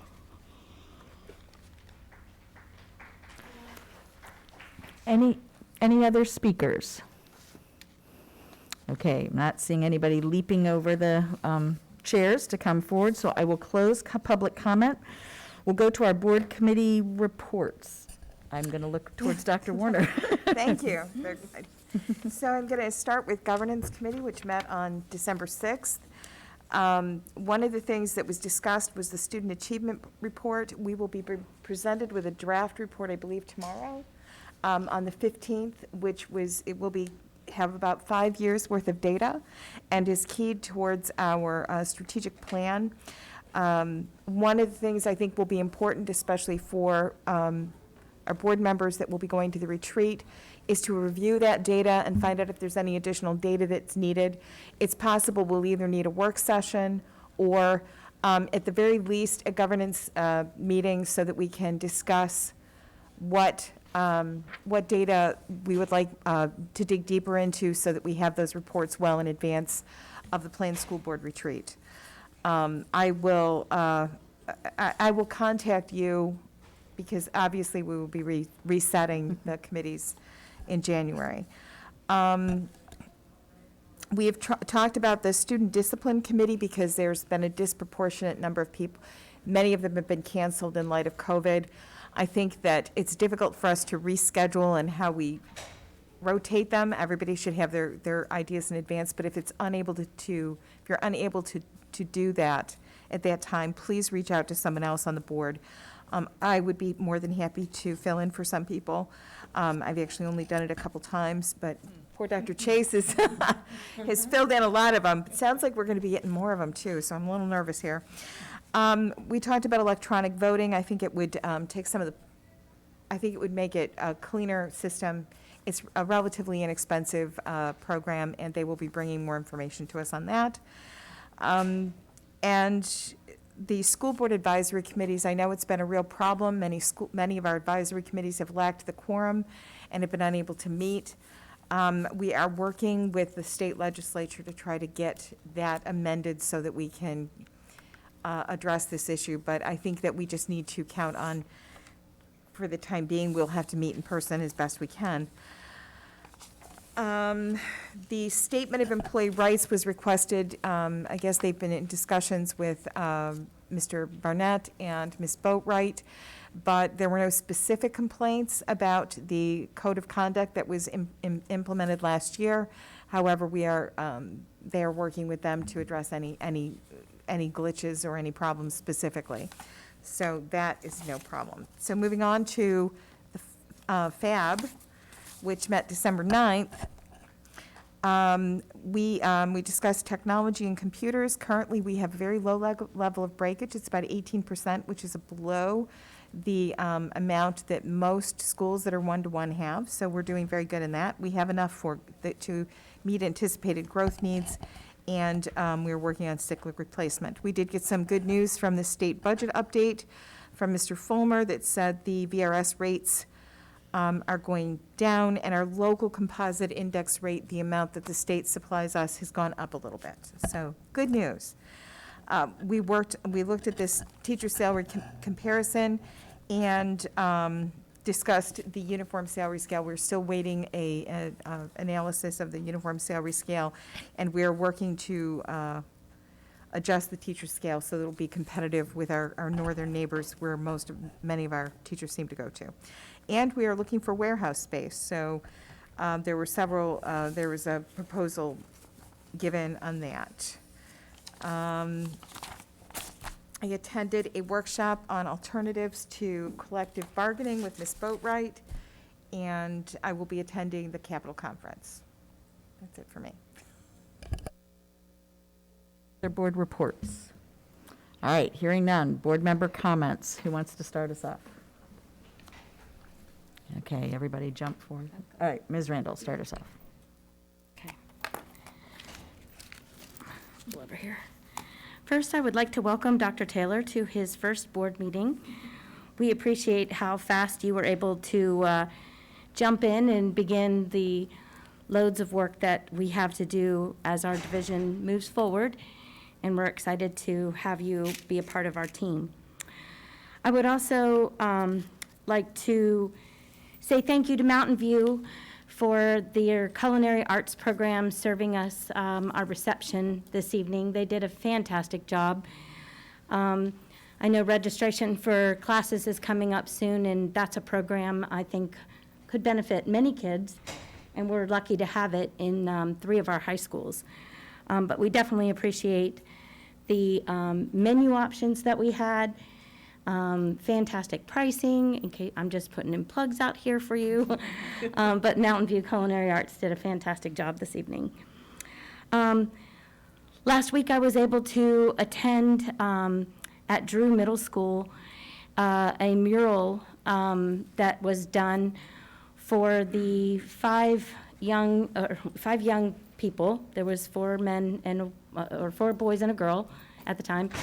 And they gave their story about how they started the integration into Stafford County schools. It was a really, really enlightening story to hear how it was done with just level-headedness, peacefulness, but a drive to get it done. And what struck me at the end was when he said that this integration process began in the high school all the way down to elementary, completed in 1964. Aging myself, I know. But what struck me was that I started Stafford County Schools in 1974 because we didn't have first grade. It was just we didn't have kindergarten. We had first grade. So I was at Moncure and then moved to Stafford L. But at the time, it just strikes me that when integration was complete in '64, those kids were finishing the first integrated class that went through Stafford County Schools, was preparing for graduation when I was in first grade. It never would have, it just, to me, it seems just in that 10-year time frame, how much had changed, and I was so unaware of. But it just struck me, and I just wanted to share, and if you have a chance to go on in to see it at Drew, it's really just, it's really a nice job, and it's just a really great story to hear about their journey. I would also like to thank our outgoing board members that I just remember 2 short years ago when I won my election. Soon after, I was given a chance to sit down, listen, and learn from Pam. I learned just a smidge of her history, her thoughts, ideas, and concerns, and who I saw on TV, sometimes in meetings and in person, became more in focus when I got to sit down and talk to her in person. The things that I learned about her made me appreciate more some of her ideas and where her heart really is. She has a heart for students that are underserved. And does not matter which district you're in, she advocates for them all the time and with a lot of heart. She's challenged me, she's left me to understand other points of view that are not my own, but to be respectful of other thoughts that are, again, not my own. Her next step on the Board of Supervisors is one that I am excited to have a voice for those children, for our school system, and I really wish her well in her next steps.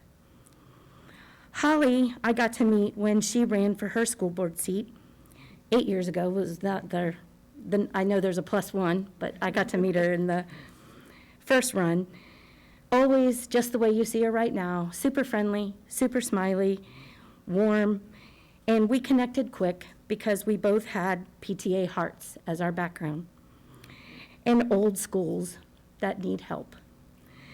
You have encouraged me.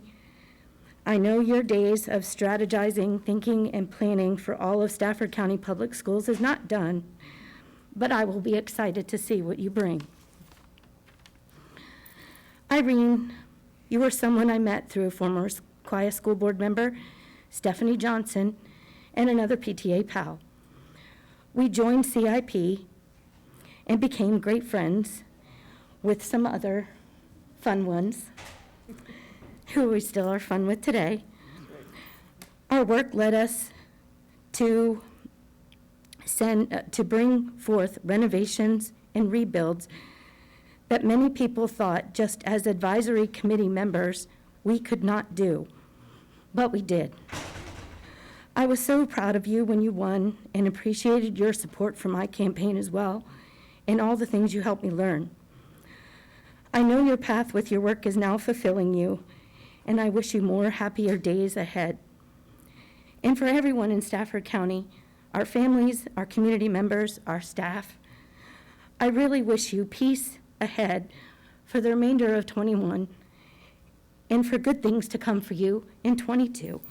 Thank you. I know. All right, who's going to follow? Dr. Warner, you want to jump in? Sure. That is a tough act to follow, though. I do want to thank Dr. Taylor, and this is his first meeting that he's joining us up here on the dais. Ms. Randall and I have certainly been through it since we won our elections 2 years ago. It's kind of hard to believe. It's been 2 years. It seems more like 50. Ms. Hazard was one of the first people to reach out to me when after I won my election, and I want to thank her for her guidance and for her friendship on the board. I think that she does have a very strong heart for our Stafford's kids, and she has worked very hard over the last 9 years, and I want to say thank you for all that. Ms. Hollerbeck, you've been a hoot. I haven't known you as well. I mean, that's just it. Down here on the other end of the dais, I don't get to chat with you much.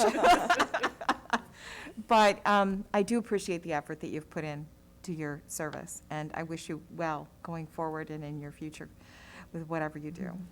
And Pam, what can I say to you, my friend? I am so proud of you for your election to the Board of Supervisors, and I expect great things from you. And I expect you to treat me really well when I'm over there asking you for money.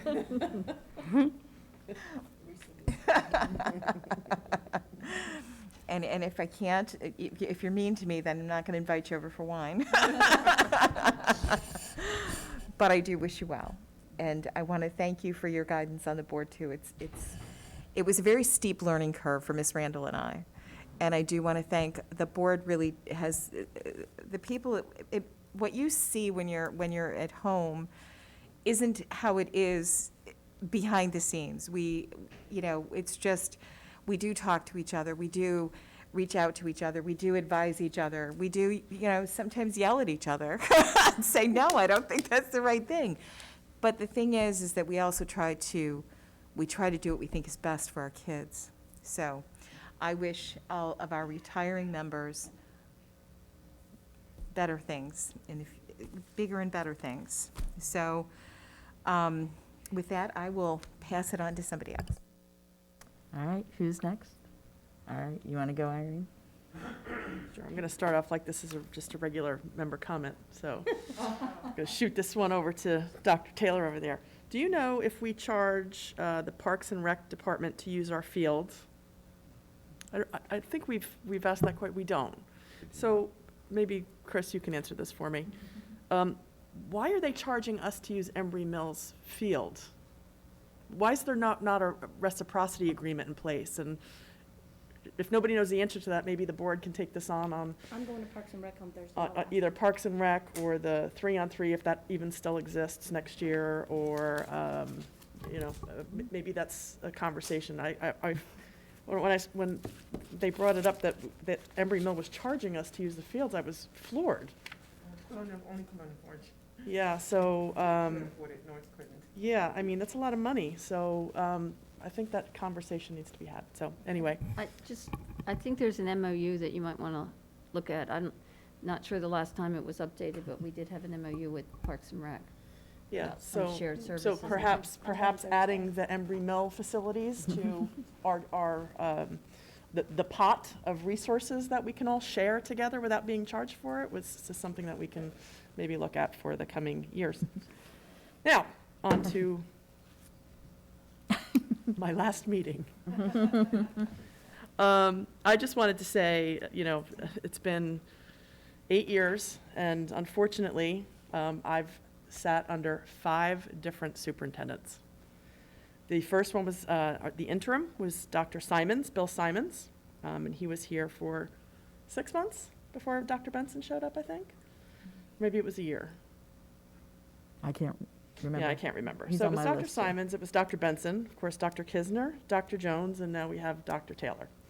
So what I am going to say is I'm glad that I'm leaving knowing that you are leading this ship and you are right where you're supposed to be, and you're bringing your family here and you're raising your kids here, and I couldn't be more happy that I'm leaving on this note, because I just feel like we're in a really good place. So thank you for being here for us. I wanted to thank our staff, our teachers, our drive staff, the SEA and the Stafford Sheriff's Office for all of the help throughout the years that I've been here, especially the Stafford Sheriff's Office, the School Resource Officer program, and having them in our schools was one of the things that I ran on 8 years ago, and we've expanded it to exactly where we needed to be, so I'm thrilled about that. And then the families in the Aquia District. Thank you for putting me in the seat for 8 years. It's certainly been it's been a ride, especially the last 2. And I want to wish Maya Guy well as she takes on this important task. If you need any help from me or advice, please don't hesitate to reach out to me. And then overall, just for the new folks coming in, the only piece of advice I can give you is something that I was told when I took this seat, and it was do your best to stay in your lane. There are clear boundaries of what our job is, and clear boundaries of what the superintendent's job is, and clear boundaries of what his staff should be doing and whom it is they should be doing it for. So that's the only thing I'm going to leave you guys with. So anyway, thank you, everybody, and thanks to the staff for supporting me all these years and answering all my silly questions sometimes. So thanks. All right. Ms. Healy, you want to go next? Okay, well, first I have a public service announcement. Earlier today, there was a ladies basketball championship for our middle schools, and we had a playoff between Rodney Thompson, Lady Jaguars, who were undefeated for the season, and the Drew Rams. And it was an amazing game. I wasn't able to go, but I did get a report, double overtime. And I've been through those championships as a soccer mom, and it's hard to sit through it. And I wish there could be, everybody could be a winner. But the Lady Jaguars won the championship for the middle schools, and they are undefeated. The only defeats that the Rams have had during the season were to Rodney Thompson. So both great teams.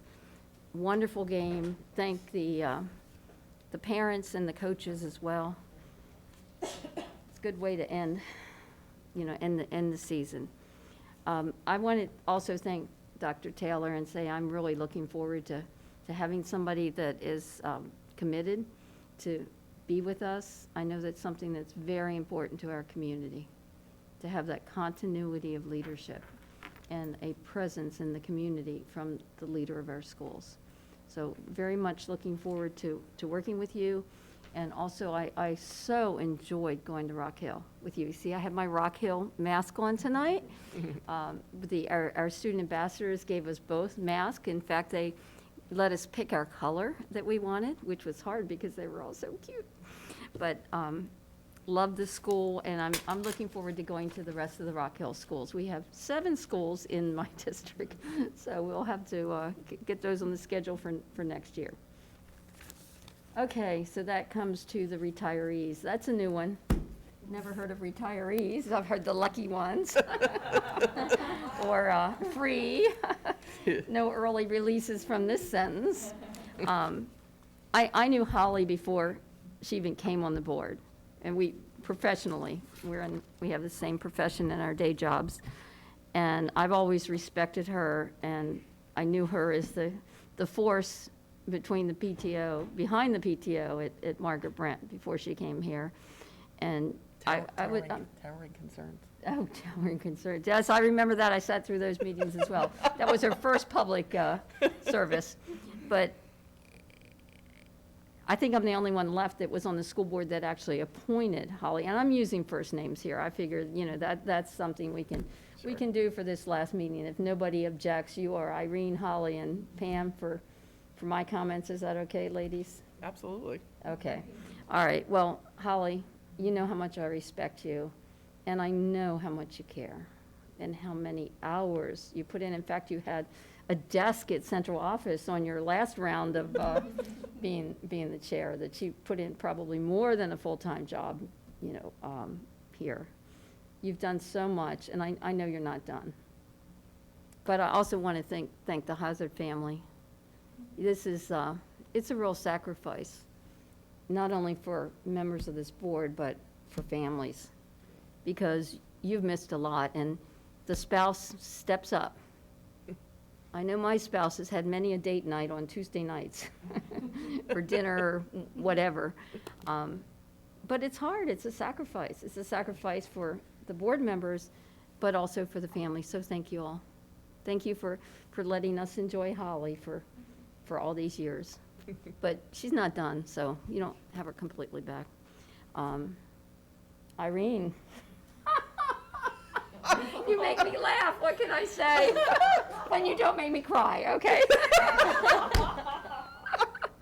No, I adore you, Irene. I mean, we've had our, highs and lows. Yes. But I know how much you care. And there's so many qualities that each of us has that is different. And that's what makes us good as a board. Yeah, So. great. And I've really, really loved sitting next to you. It is, I mean, it keeps me awake. We share chocolate, except there's none here tonight, Ms. Hall. But I will miss you. I'm going to miss you most, Scarecrow. I tell you, it's just, and the fun. Perspectives. I mean, Irene has boys. Yes. Some of us has girls, some have both. Even that makes a difference, but Yeah. thank you for everything. Thank you. And Pam. Ms. Young, you're not done with me, girlfriend. You're gonna see me. When Pam and Dr. Chase came on the board, we spent a lot of time together. And I learned a lot, and hopefully Pam learned something as well.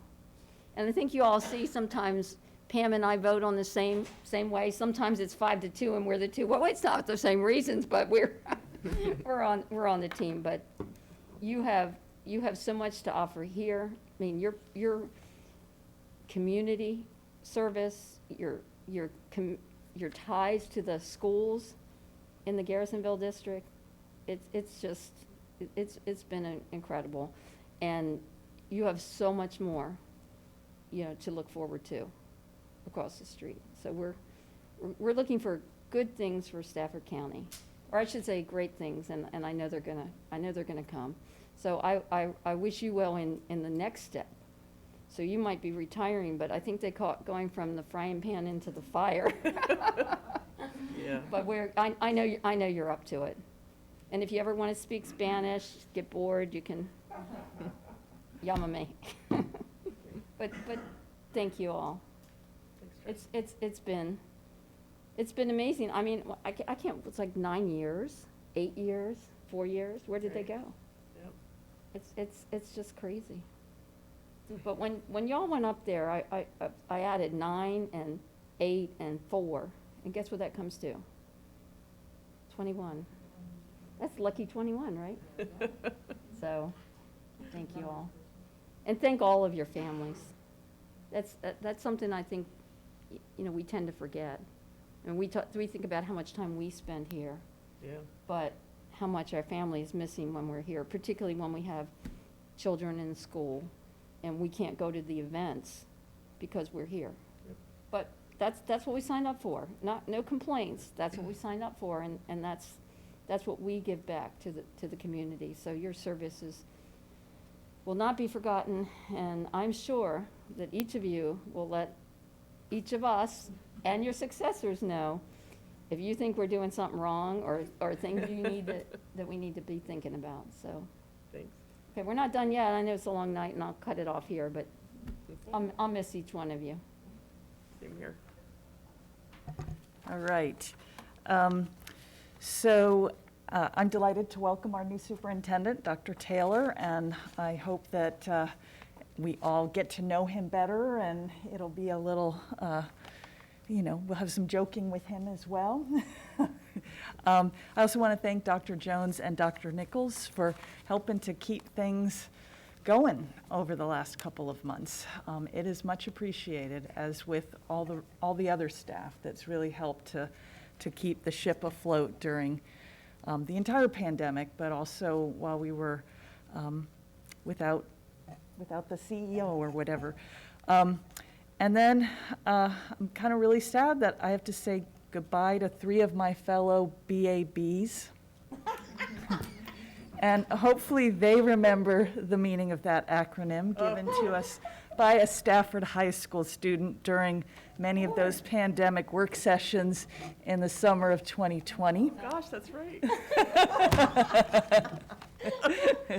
Oh my goodness. I'm really going to miss all three of you. It will be no surprise to anybody that I will especially be missing Miss Young. When I joined the board, Miss Healy said, "Oh, you were so lucky you joined with somebody else. And you should really get to know each other and enjoy that." And then when Dr. Warner and Miss Randall joined, I told them exactly the same thing. And I would say the same thing to Miss Guy and Miss Halstead and Miss Sigmund. Enjoy having a cohort and get to know each other, because you really learn a lot being in the same group. So I had a couple other things I wanted to mention. A couple of meetings ago, a father came to speak to us about his concerns regarding internet safety. And I have known that we filter what comes into our schools over the internet, but I wanted more information, and I want to thank Jay Cook, our Director of IT, for sitting down with me and showing me, it's always, show me is better than just hear about it. And we really do have a lot of great stuff in place. And so I recommend that if you're a parent and you have concerns or questions, to contact the IT person at your school, or shoot an email to Mr. Cook, to get more information. And I would just note that we can't filter children's smartphones. We have no ability to do that, so that really is the responsibility of parents. And then I also had an opportunity to visit with the Gale Middle School librarian, Nathan Seckinger, and he reminded me of why I love librarians. When I was a little kid, the most exciting thing was getting to go get your library card. And I can remember going to get my very first library card, and I wrote the N in my name backwards, and I was traumatized that I wouldn't get my library card. But librarians are really nice, and they gave me the library card anyway. And for me, they really helped me develop my love of reading. And then my children, the librarians have been huge. One of my children was a reader, and the other was slow to read. And the librarian really found the books that got him going in terms of reading. As a professor, librarians come to my classes every semester and teach how to do critical thinking and what the difference is between a primary source and a secondary source. And I was really happy to see that our librarians have a wonderful process for reviewing the materials that are in the library, and for a process for parents to question them.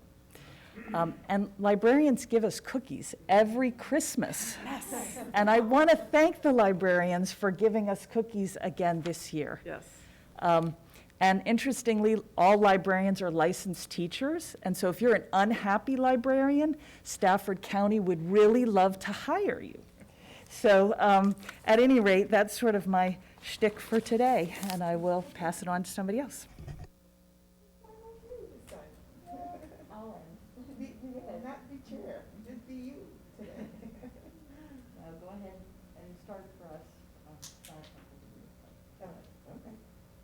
Well, welcome, Dr. Taylor, and I also want to thank Dr. Jones and Dr. Nichols for the work that they've done. 4 years of being in the board, 2 of them were pandemic years, so I do thank you for that. I know Susan mentioned being a Drew. I was a Drew, and I remember how emotional I was looking at the drawing on the wall, and I wasn't even here back then. And I don't think that, all of us would feel the same way when we see that we could see the, do I start over? No. You sure? I mean, I don't mind starting over.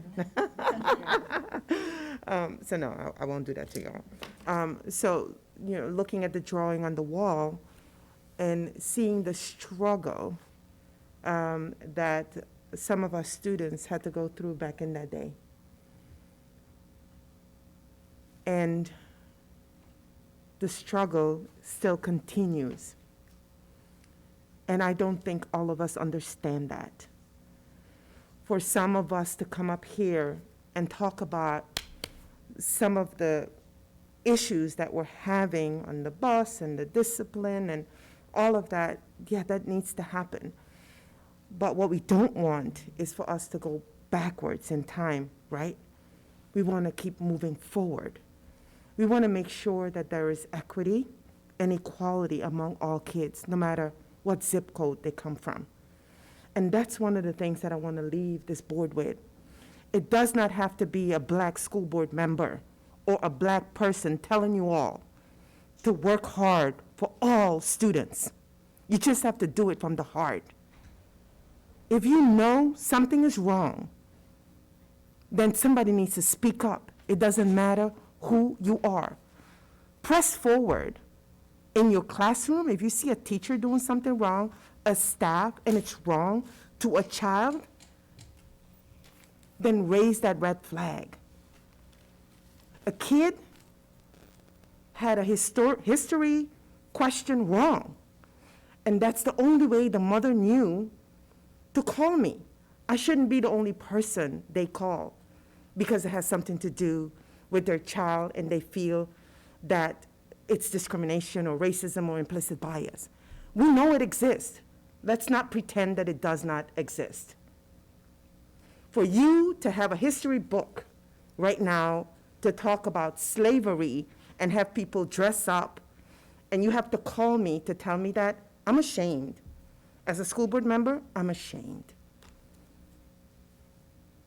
How can you ask a young black or brown child to dress up as a slave in 2020? We should think through these things. I don't care if it wasn't malicious. Think before we do these things.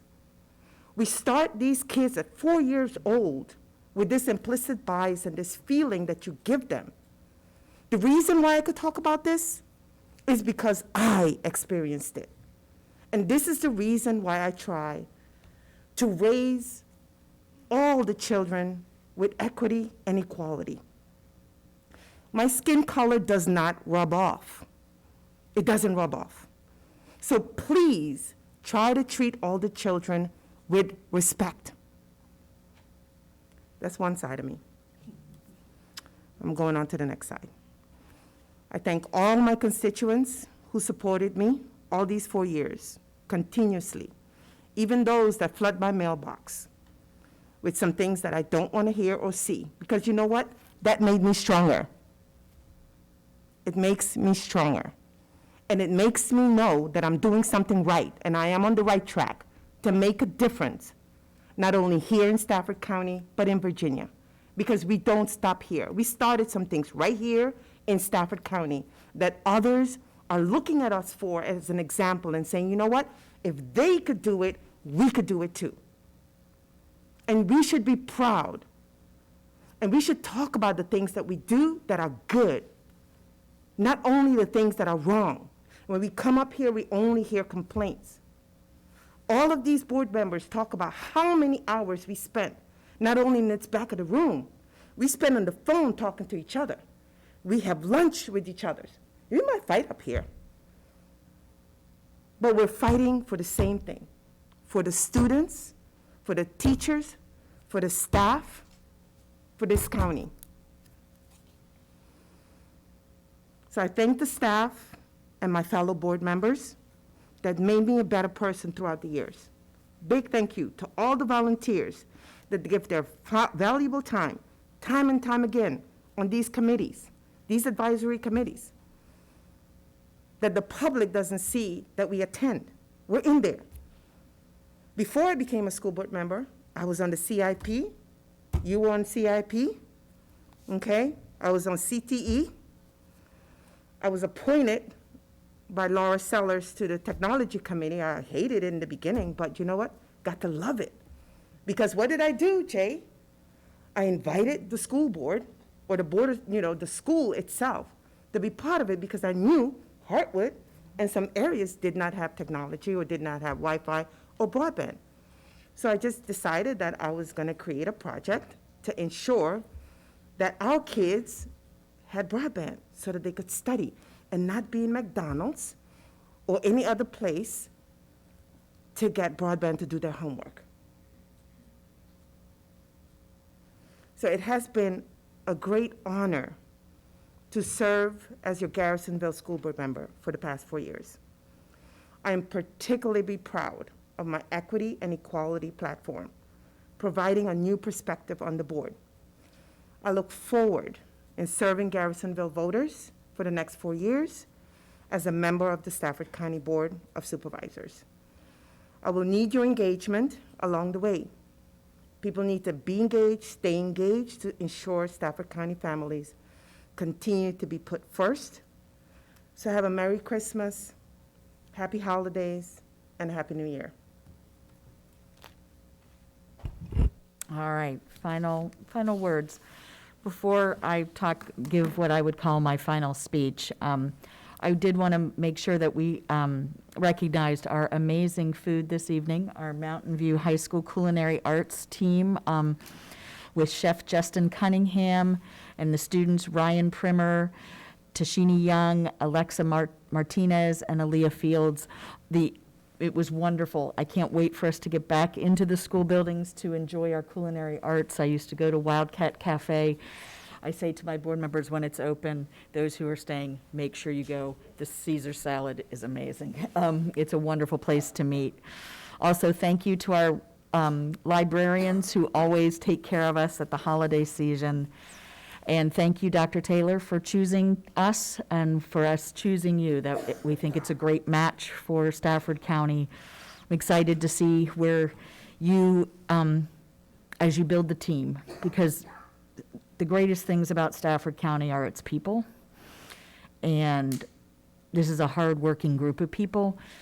And I'm excited for us all to be moving, hopefully in the same direction, but definitely forward. So I had to write this speech because this one, it was, doing it off the cuff isn't always my best. So, well, since January of 2013, this chamber has been a home of sorts on the second and fourth Tuesday of every month. It's bittersweet to be retiring. Actually, I think I'm going to be okay. It is bittersweet to be retiring as the Hartwood School Board member, since it's truly been a privilege to represent this district and really to represent all the members of our Stafford community for the past 9 years.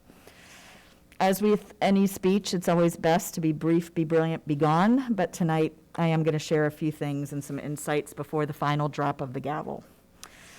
The greatest honor of being on a school board is that we're in the kid business. And I believe it's our goal and the community's investment to ensure that we have high standards and do the best we can for kids who go to public school, so they have a solid foundation of learning and social resiliency to survive and thrive in this ever-changing world. I am a product of public school, public education system, and I'm forever grateful to those teachers who invested in me and pushed me to stretch beyond what I could ever imagine. When I graduated high school, I won't tell you the year, we had a tradition that each senior would write a last will and testament, leaving things behind to those who meant something to them and giving some advice for the future. So I'm deciding to use my senior graduation to do this. So tonight, I will be the graduate instead of the retiree from the school board. First and foremost, what I give to my husband, Charlie, and my strongest supporter, and my daughters, Charlotte and Helen, the gift of time. Many school board meetings and phone calls interfered with games, performances, and events, but you understood, supported me, and you understood that I committed to do this job to the best of my ability. I love you, and thank you for supporting me. Second, to all the superintendents I had the honor to serve with, Randy, Bill, Bruce, Scott, and Thomas, for their patience and for their lessons, perspectives that they shared with me to help me expand my view of public education. To each of them, I give my gratitude for what they do or have done and a commitment of my future support to assist if needed. Third, to those board members I have served with over the years, Stephanie, Meg, Nanette, Dwayne, Dana, Melissa, Jamie, Patricia, Scott, Pamela, Sarah, Susan, Liza, and Irene. I have seen firsthand your commitment to our students and staff and to Stafford County.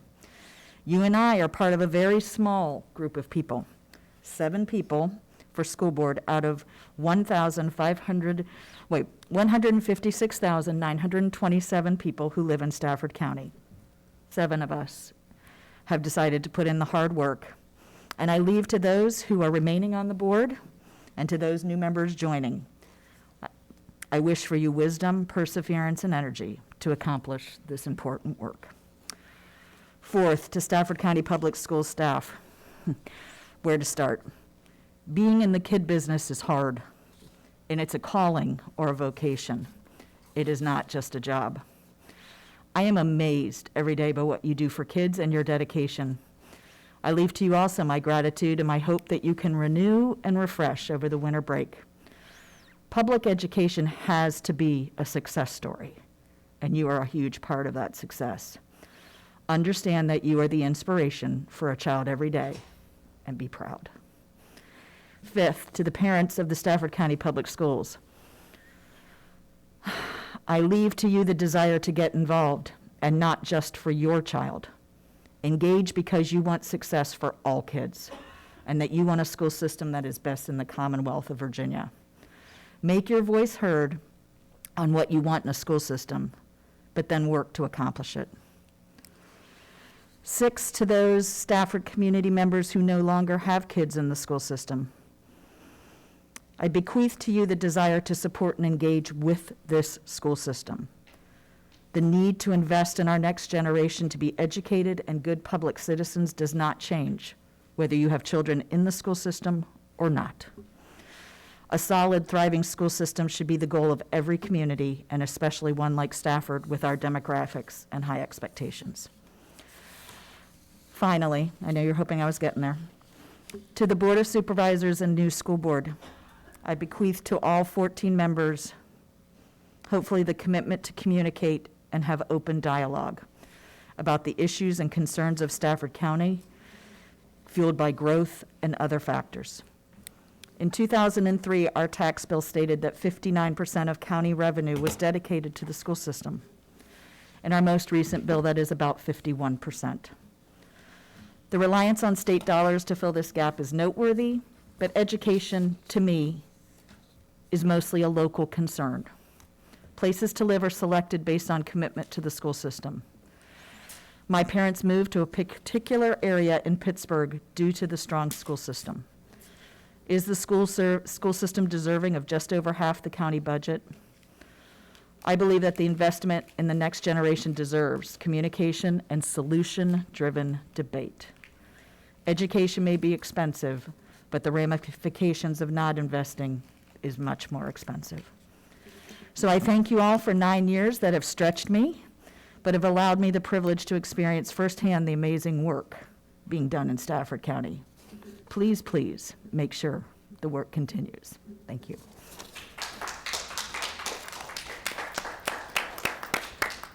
Good. Dr. Taylor. Very nice. That is absolutely impossible to follow up on. She does that all the time. No, I don't. It's the last time. I appreciate the board and your warm welcome, and also the community's warm welcome. And I would like to thank the board for just the fantastic start that we've had. I grew up with an older brother, and I never had sisters, but I feel like I've also been bequeathed a bunch of older sisters who have helped to guide me. Oh, Lordy. Older sisters who are wiser. And though each of you has just these absolutely wonderful attributes that I've enjoyed getting to know, I would be remiss if I didn't point out a couple of attributes of a couple of the board members who are leaving. Mrs. Young is the sister who reminds you when something is wrong with your heart and it needs to be corrected. Ms. Hollerback, you are the sister that you just want to hang out with, and you can always be real with and tell it like it is. And Miss Hazard, you are the sister that I always want to do homework with. Because I know I'm going to get an A on the test. And that is the truth. And this has just been a fantastic transition, and I just really feel like I've been the beneficiary of all of the wisdom that this board has had. I've had one-on-one meetings with all of our sitting board and numerous phone calls to follow up, and I really see your heart, and as you all have said numerous times, that it is for the kids, and that's really important. And we are in the kid business. We're also in the future good neighbors business, because that's what we create. And sometimes it's planting a seed in a garden that we don't get to see grow. But sometimes we do get to see that garden grow in our alumni that come back and teach for us, our alumni that come back and serve on boards and serve this community in meaningful ways, and that spread the good news about Stafford County Public Schools. Thank you for the very full calendar that I've had in the last 14 plus days. I have visited nearly half of our schools, had countless budget meetings with our team because we are preparing for the fiscal 23 budget cycle. I've also had the benefit of having a number of community meetings and meetings with some of our other elected officials and some of the other folks that support Stafford County. We hosted a new board member orientation last Friday, and it was a huge success. And it was really designed around how we can get off on the right foot as a school board and as a school staff to support the board. And it really speaks to that cohort environment of bringing our new board members on to fill these very large shoes. I have meetings on the books with military leadership at Quantico, emergency services, our sheriff, and many others that I look forward to reporting to this board about. Of my school visits, and as I did mention earlier, I did have 15 school visits already.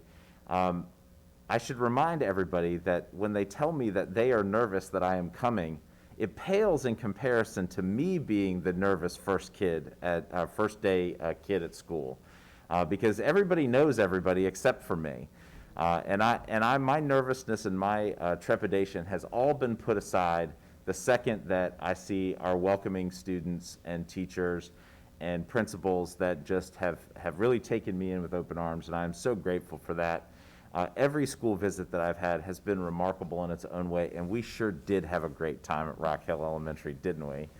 The welcome at all of these schools have just absolutely been fantastic. I would say that I also would like to thank some of our parents that have reached out to me and have opened their hearts to me because they have been representatives of this community. And I want all of our parents to know that there is an open door and a listening ear to hear the concerns of our parents and to act on those concerns in a meaningful and responsive way. It's really important. We have so many great community partners. Earlier today, I accepted a check from a car dealership, Sheehy Toyota. They made a pretty substantial donation targeted towards community engagement. Awesome. And that just helps continue our work, and we cannot thank our community partners enough, and our funding partners across the street. And we have a new funding partner sitting right at this table. Our Board of Supervisors and your partnership is going to be critical to our success moving forward, because we're at a tipping point. We're at a place right now as a school system where funding will make a difference as to the level of quality that we're able to provide in the classroom and the level of support and sustainability that we're able to provide to our community moving forward. I also would be remiss if I didn't thank Dr. Jones, Dr. Nichols, and the entire team, in particular Mr. Fulmer, Ms. Osborne, and Ms. Murgo, who have helped with my transition immensely. I have known Dr. Nichols and Dr. Jones for many, many years, and it's just a delight to get to work with them in a very direct way, as well as the rest of this absolutely fantastic team that I've gotten to know in short order. They have risen to the challenge, of some of the early expectations that I have put in place and have helped to guide me in some early good decisions. And I'm so grateful to them, because all of the hype that you have told me about these fantastic people, they live up to it and then some. They exceed everyone's expectations and how hard they work and how dedicated they are. And I can't mention dedication without talking about our teachers and staff and principals. This has been the most difficult year in public education, without question. And the staff at Stafford County Public Schools has worked overtime and then some to new heights to provide a safe and welcoming learning environment for our children. They go into this winter break very tired, and hopefully they can come back energized in the new year with a renewed spirit and feel uplifted and supported, like I know every single person at this table supports them. I do have a couple of announcements that we're excited about, something that this board has worked very hard towards, and that's the High School 6 formation and design. Tomorrow night, we will be hosting a design charrette, which is a design event for high school number 6 at Colonial Forge High School at 6 p.m. We invite the community to participate in that, and if you can't participate in that, we definitely have some mechanisms to give your feedback so that you can help us design what the high school of the future might look like. This upcoming Saturday, we are participating in the Stafford Christmas Parade. We have a bus in that parade, so please look for that. That is a not so subtle reminder that we are still looking for outstanding teammates that want to join our transportation team at Stafford County Public Schools. And I should also remind everybody that in this joyous holiday season, it's also a time of great stress and strain for a lot of our families. And through some of our partnerships with the Fredericksburg Food Bank, Hildrep has also provided some boxes, and our Alternative Path Training School has also packed some kits. Over 600 meal kits have been distributed to the community. And in addition to that, 2 sites are being available at North Stafford High School and Stafford High School this upcoming Monday from 1 o'clock to 3 o'clock, where we'll be providing holiday meals for any family that needs that or wants that. And we want to make that available to our community. Again, that's North Stafford High School and Stafford High School from 1 o'clock to 3 o'clock on Monday. We want to make sure that our kiddos are cared for over the holiday break and that they come back well-nourished, not just in their souls, but also in their bellies. And with that, I thank this board for this tremendous opportunity to serve you and to serve this community. And that will be it for my remarks tonight for the first and last time. Thank you. All right, let's move on to our consent agenda. Is there a motion to approve? Second. Been moved and seconded for 4 consent items. Any discussion? Hearing none. All those in favor, please say aye. Aye. Any opposed? Motion carries unanimously. We have a wonderful action item coming up first, either Dr. Warner or Ms. Randall. And I believe, do we have some people here who are particularly interested in this policy? Thank you. Would you all come on forward, please? This was a student-led initiative to rewrite the policy for student media, really. Excuse me, Madam Chairman, shouldn't we have a motion before we have any discussion? Certainly. I mean, just Motion following the to rules. approve, item 10.01. Second. Moved and seconded. I am going to let 11.01, sorry. Dr. Warner, if you want to give that quick introduction. This was a student-led initiative and with their advisors, and to address the policy regarding student media publications. And now the policy actually reflects what they actually do, which is always good. They worked with the legal advice, they worked with their advisors, and they looked at existing policy to draft what they brought to us as a proposal. So, thank you. And with that, any further discussion? All those in favor, please say aye. Aye. Any opposed? Motion carries unanimously, and we'd like to Well thank you.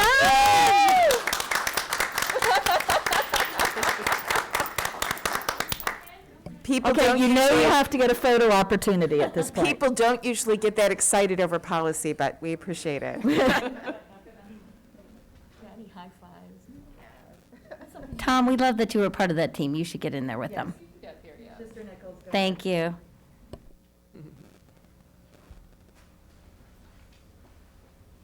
Team effort, team effort. Nice job.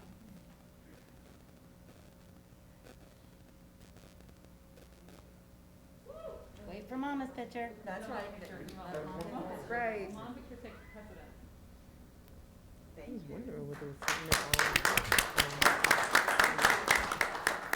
And I would like to just say to the students who were involved and to the parents who raised them, thank you. One of the most important things we do that's also guaranteed for us in the Constitution is the ability to petition and to bring forward things that you want changed. And I just would like to thank the students and all those involved in this project because it was such a great improvement. So thank you. Motion to approve action item 1102, review of 3000 series policies. Second. Been moved and seconded. Any discussion or questions? Hearing none. All those in favor, please say aye. Aye. Any opposed? Motion carries unanimously. Next item is the continuation of the recent temporary bell schedule changes. Mr. Fulmer, would you like to present, or can we have a motion on the table, or would you like to hear discussion first? Isn't the rule that you have a motion I and think then we- you discuss? So I'll make a motion to approve. I'll for make a purposes motion of- to. And I'll second it. Okay. To approve the continuation. All right. We at least have it on the table. Mr. Fulmer. Good evening, Madam Chair, board members, and Dr. Taylor.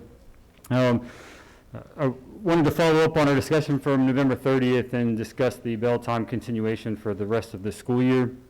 I've prepared a very short presentation just to get this kick-started and to recap some of how we are, where we're at today. You were provided a draft a few weeks ago, and then we received the final copy more recently, and that was provided to you and attached to this agenda item. It will be added to our website as well. This was an efficiency study done by an outside consultant, initially contracted to look at our routes and to make sure that we weren't missing anything big, and any big efficiencies that we could gain. Ultimately, they came back and said, hey, your routing coordinators, your transportation department have done well at that. Unfortunately, nationwide, we're facing one of the most significant driver shortages that we've ever seen, dating back to the mid-90s when some new regulations were instituted. So I say that knowing, or to state that we're not alone in that. However, I do believe that with the help and support of the board, we have made some great strides and kind of rise to the top there of how we've reacted to that and have had great success since. So two big takeaways that I mentioned is the driver shortage and also keying in on the limited time gap between our bell tiers and the importance of the time between each tier and the factor that plays into the routing efficiency. I wanted to provide a recap of the bell times that we've had during the school year. So the first three columns on the left is the original schedule, and then we have our revised schedule. The revised schedule is our current schedule that we've had since about October 12th until through this week.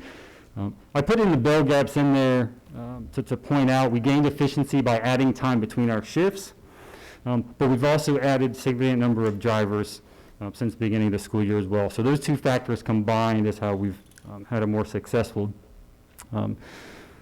on-time arrival rate for our buses. So the study provided some different scenarios, but the two that I'm going to key on are just the original schedule that we began this year with and then our current schedule. And they showed the number of mainstream drivers that we need for each schedule. And once again, I put the bell gap in there to key in on that because it is an important factor. So on our original schedule, we would need 162 drivers in the morning, 216 in the afternoon. Our revised schedule was 138 in the morning, 195 in the afternoon. Obviously, it cut down on the need of the driver, so with that reduction in the necessary drivers and then the additional drivers that we added, we were able to provide a more efficient schedule and more on time. And I want to point out that right now we have about 175 mainstream drivers, and what the study gets into a little bit is these are the number of drivers that we need, once again, as I stated, for mainstream, and that's for the assigned routes. It doesn't get into driver call-outs, so when we have call-outs or quarantines, et cetera, we need drivers, a substitute pool. So we really need more drivers than actually is shown there. In addition, we have other special routes. We have CTE routes that could be running concurrently with our routes to and from school as well.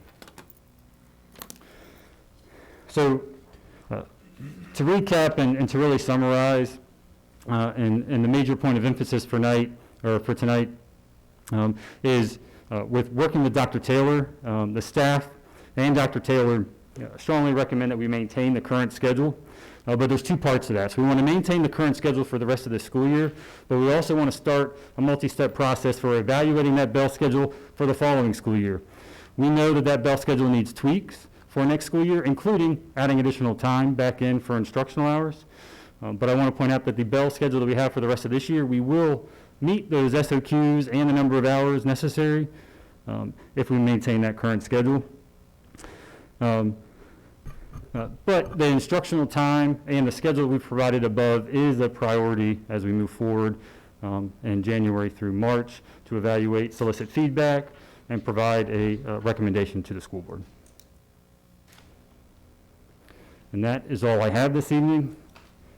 And obviously available for questions, and we'll open it up for your discussion. I just have one quick question. Okay. You've been briefed on this, and you've seen it all, and you're good with all this?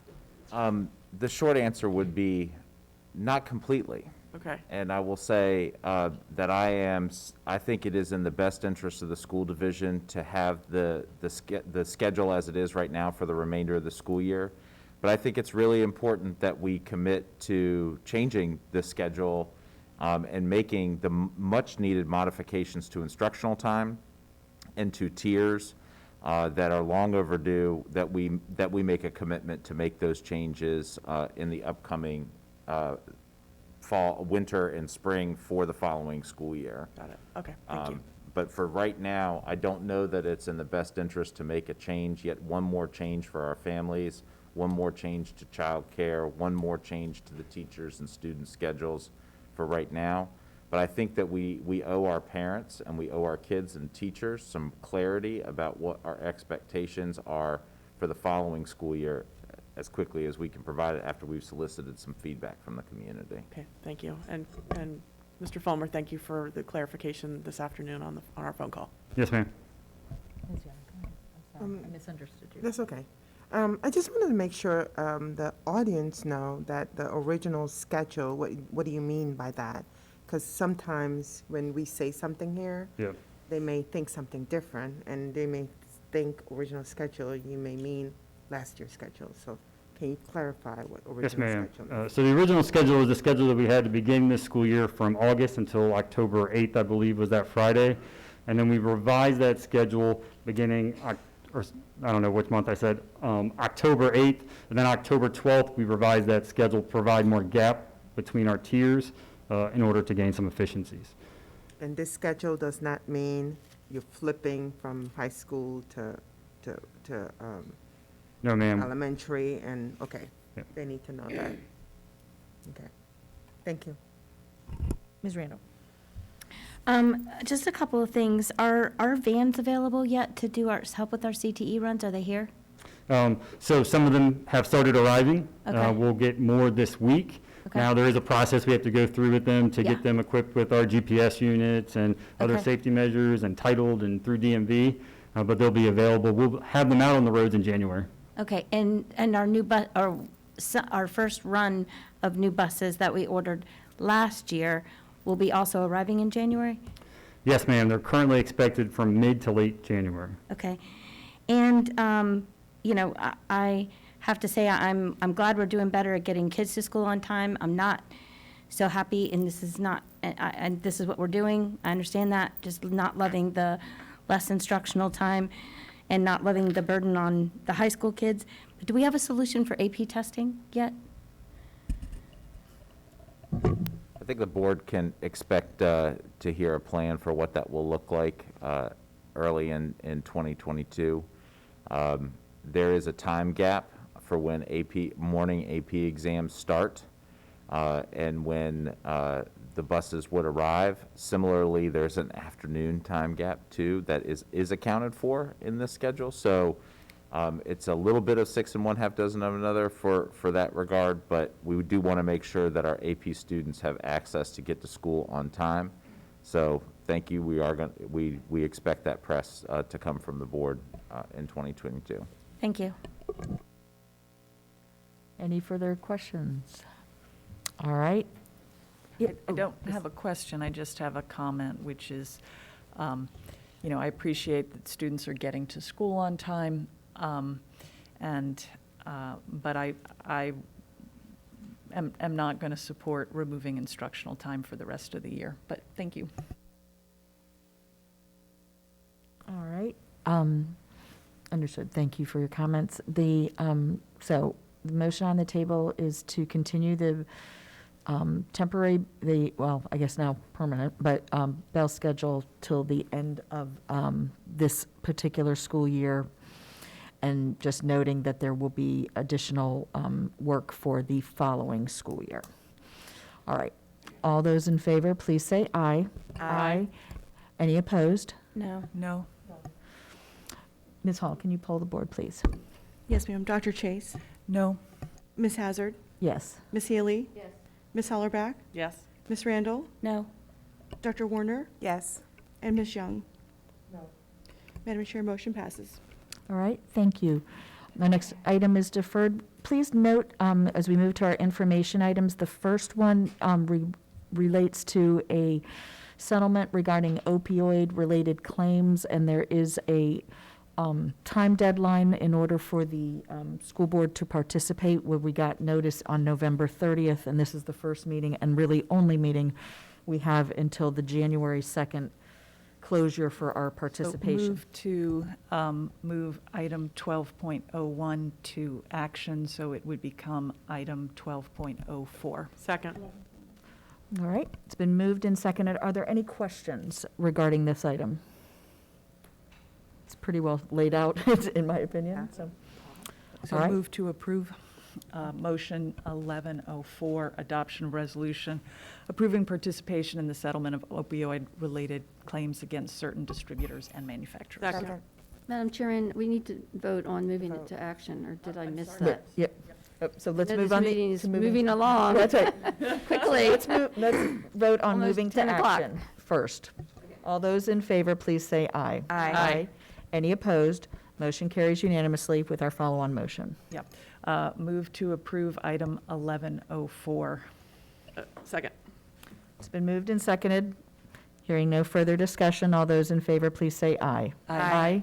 Any opposed? Motion carries unanimously. We have a information item regarding a proposed warehouse lease that I believe Dr. Warner also referred to in her comments regarding the FAB. Is that? Yes, and Madam Chair, because warehouse space is apparently is difficult to find as hen's teeth, I respectfully request that we move item 11.0 or 12.02 to action 11.05 in an effort to expedite this process. Is that a motion?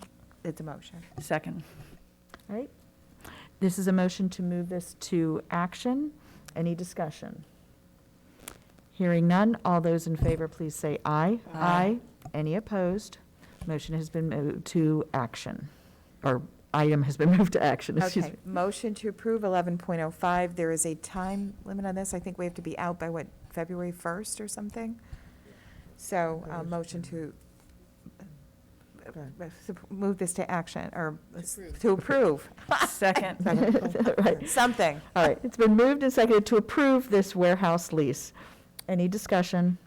Hearing none, all those in, oh, I just yes. want to ask a question, and this is because I've just seen this item for the first time.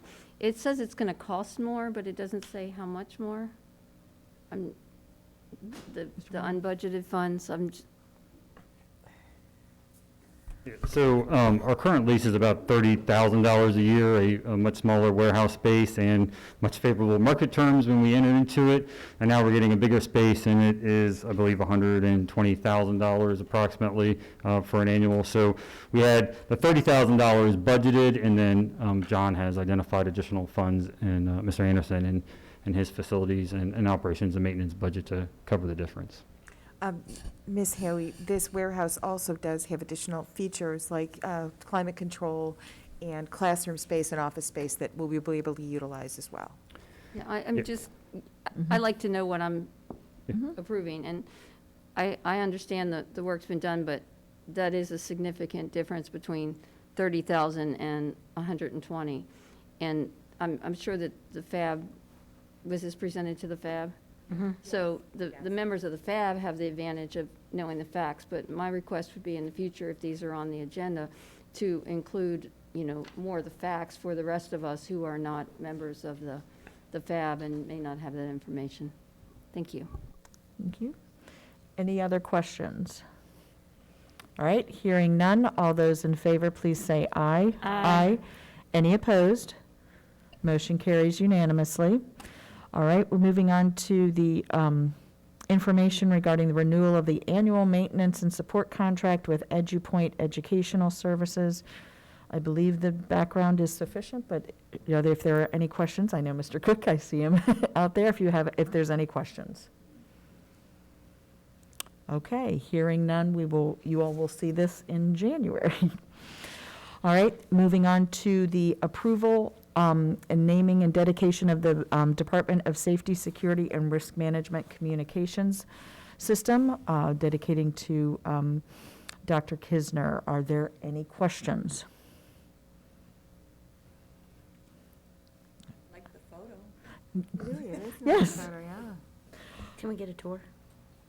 All right, there's been a request for a tour, so we'll put that on for the next board. And this will be brought back in January. Let's see. Next item is the water and well and maintenance issues at Hartwood Elementary.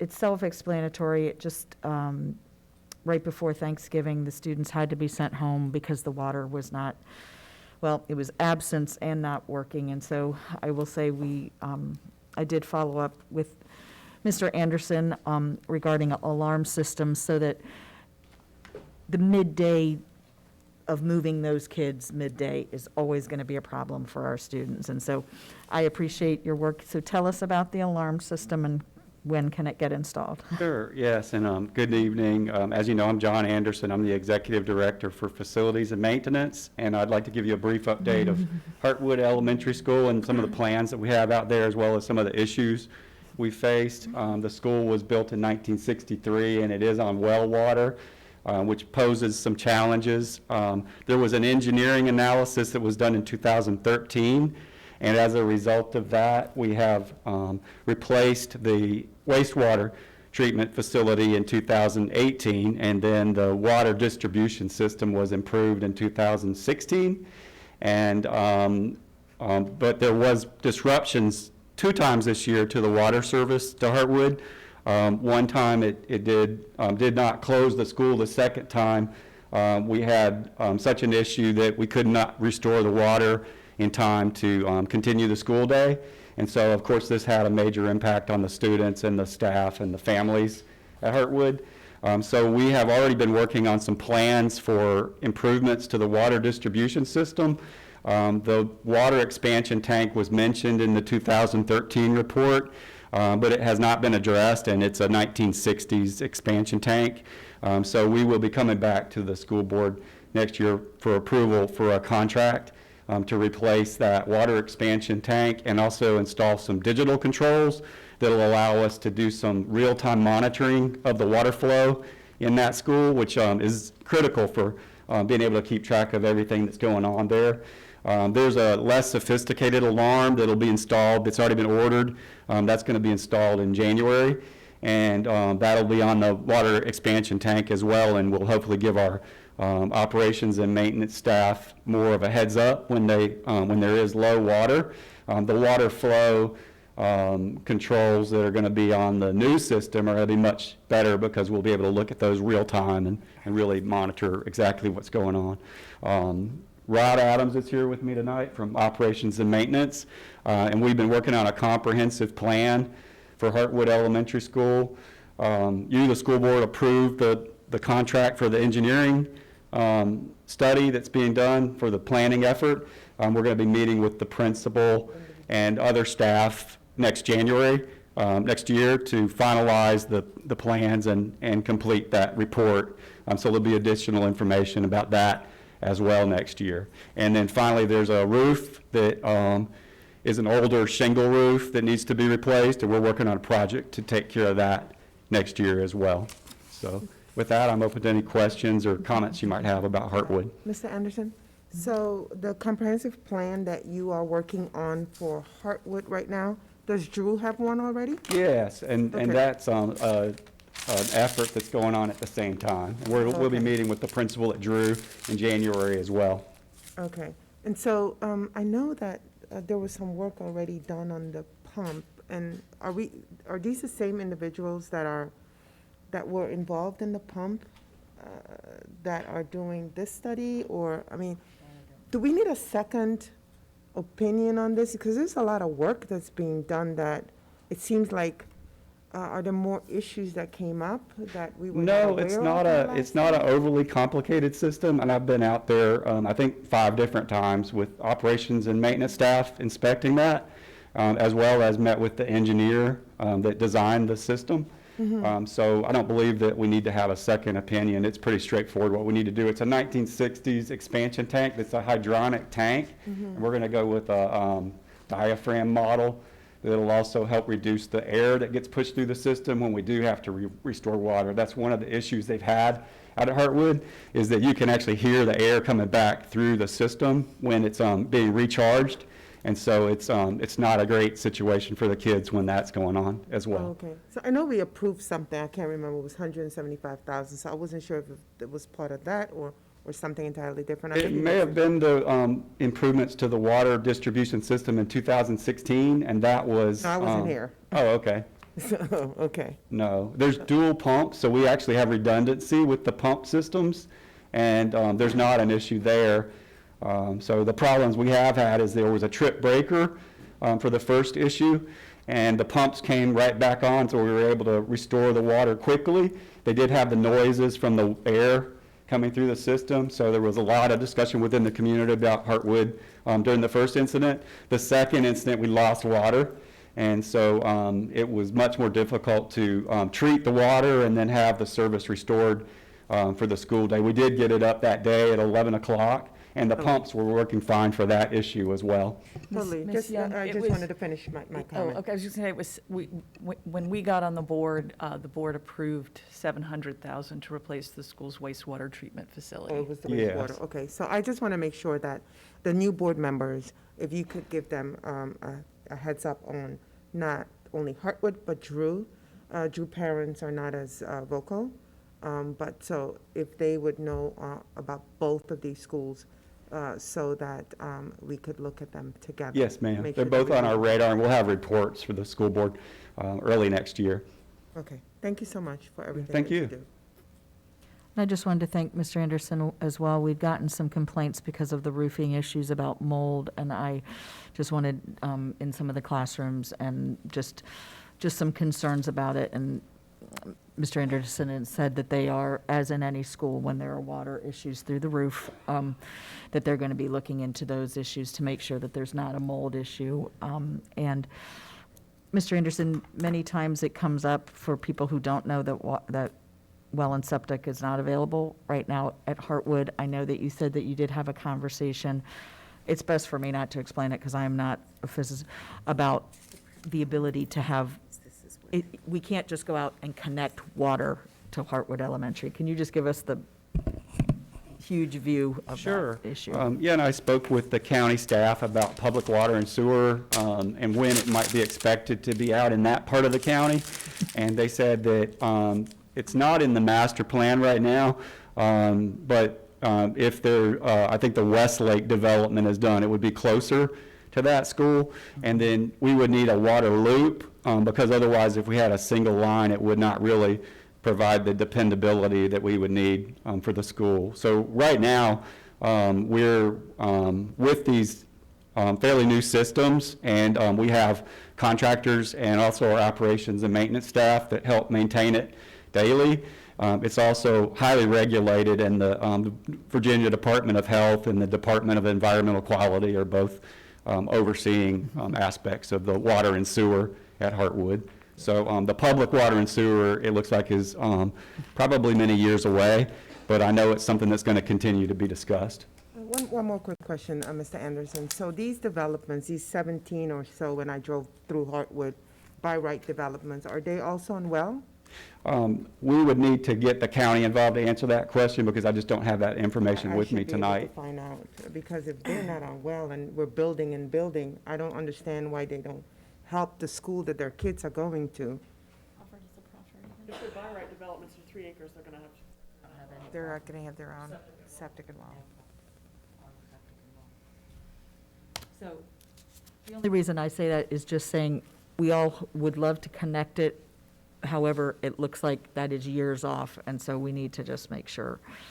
So I just leave to the board, we need to make sure we have water, and take care of all of our older schools. So I thank you for the work that you all been doing. I know you've spent a lot of time out at Heartwood fixing problems. So I do want to say I appreciate the staff, and I also want to say to the Heartwood staff, thanks for their resiliency during, I know they weren't exploding toilets, but that's exactly how it was viewed when the water was, when the air was coming back through the toilets.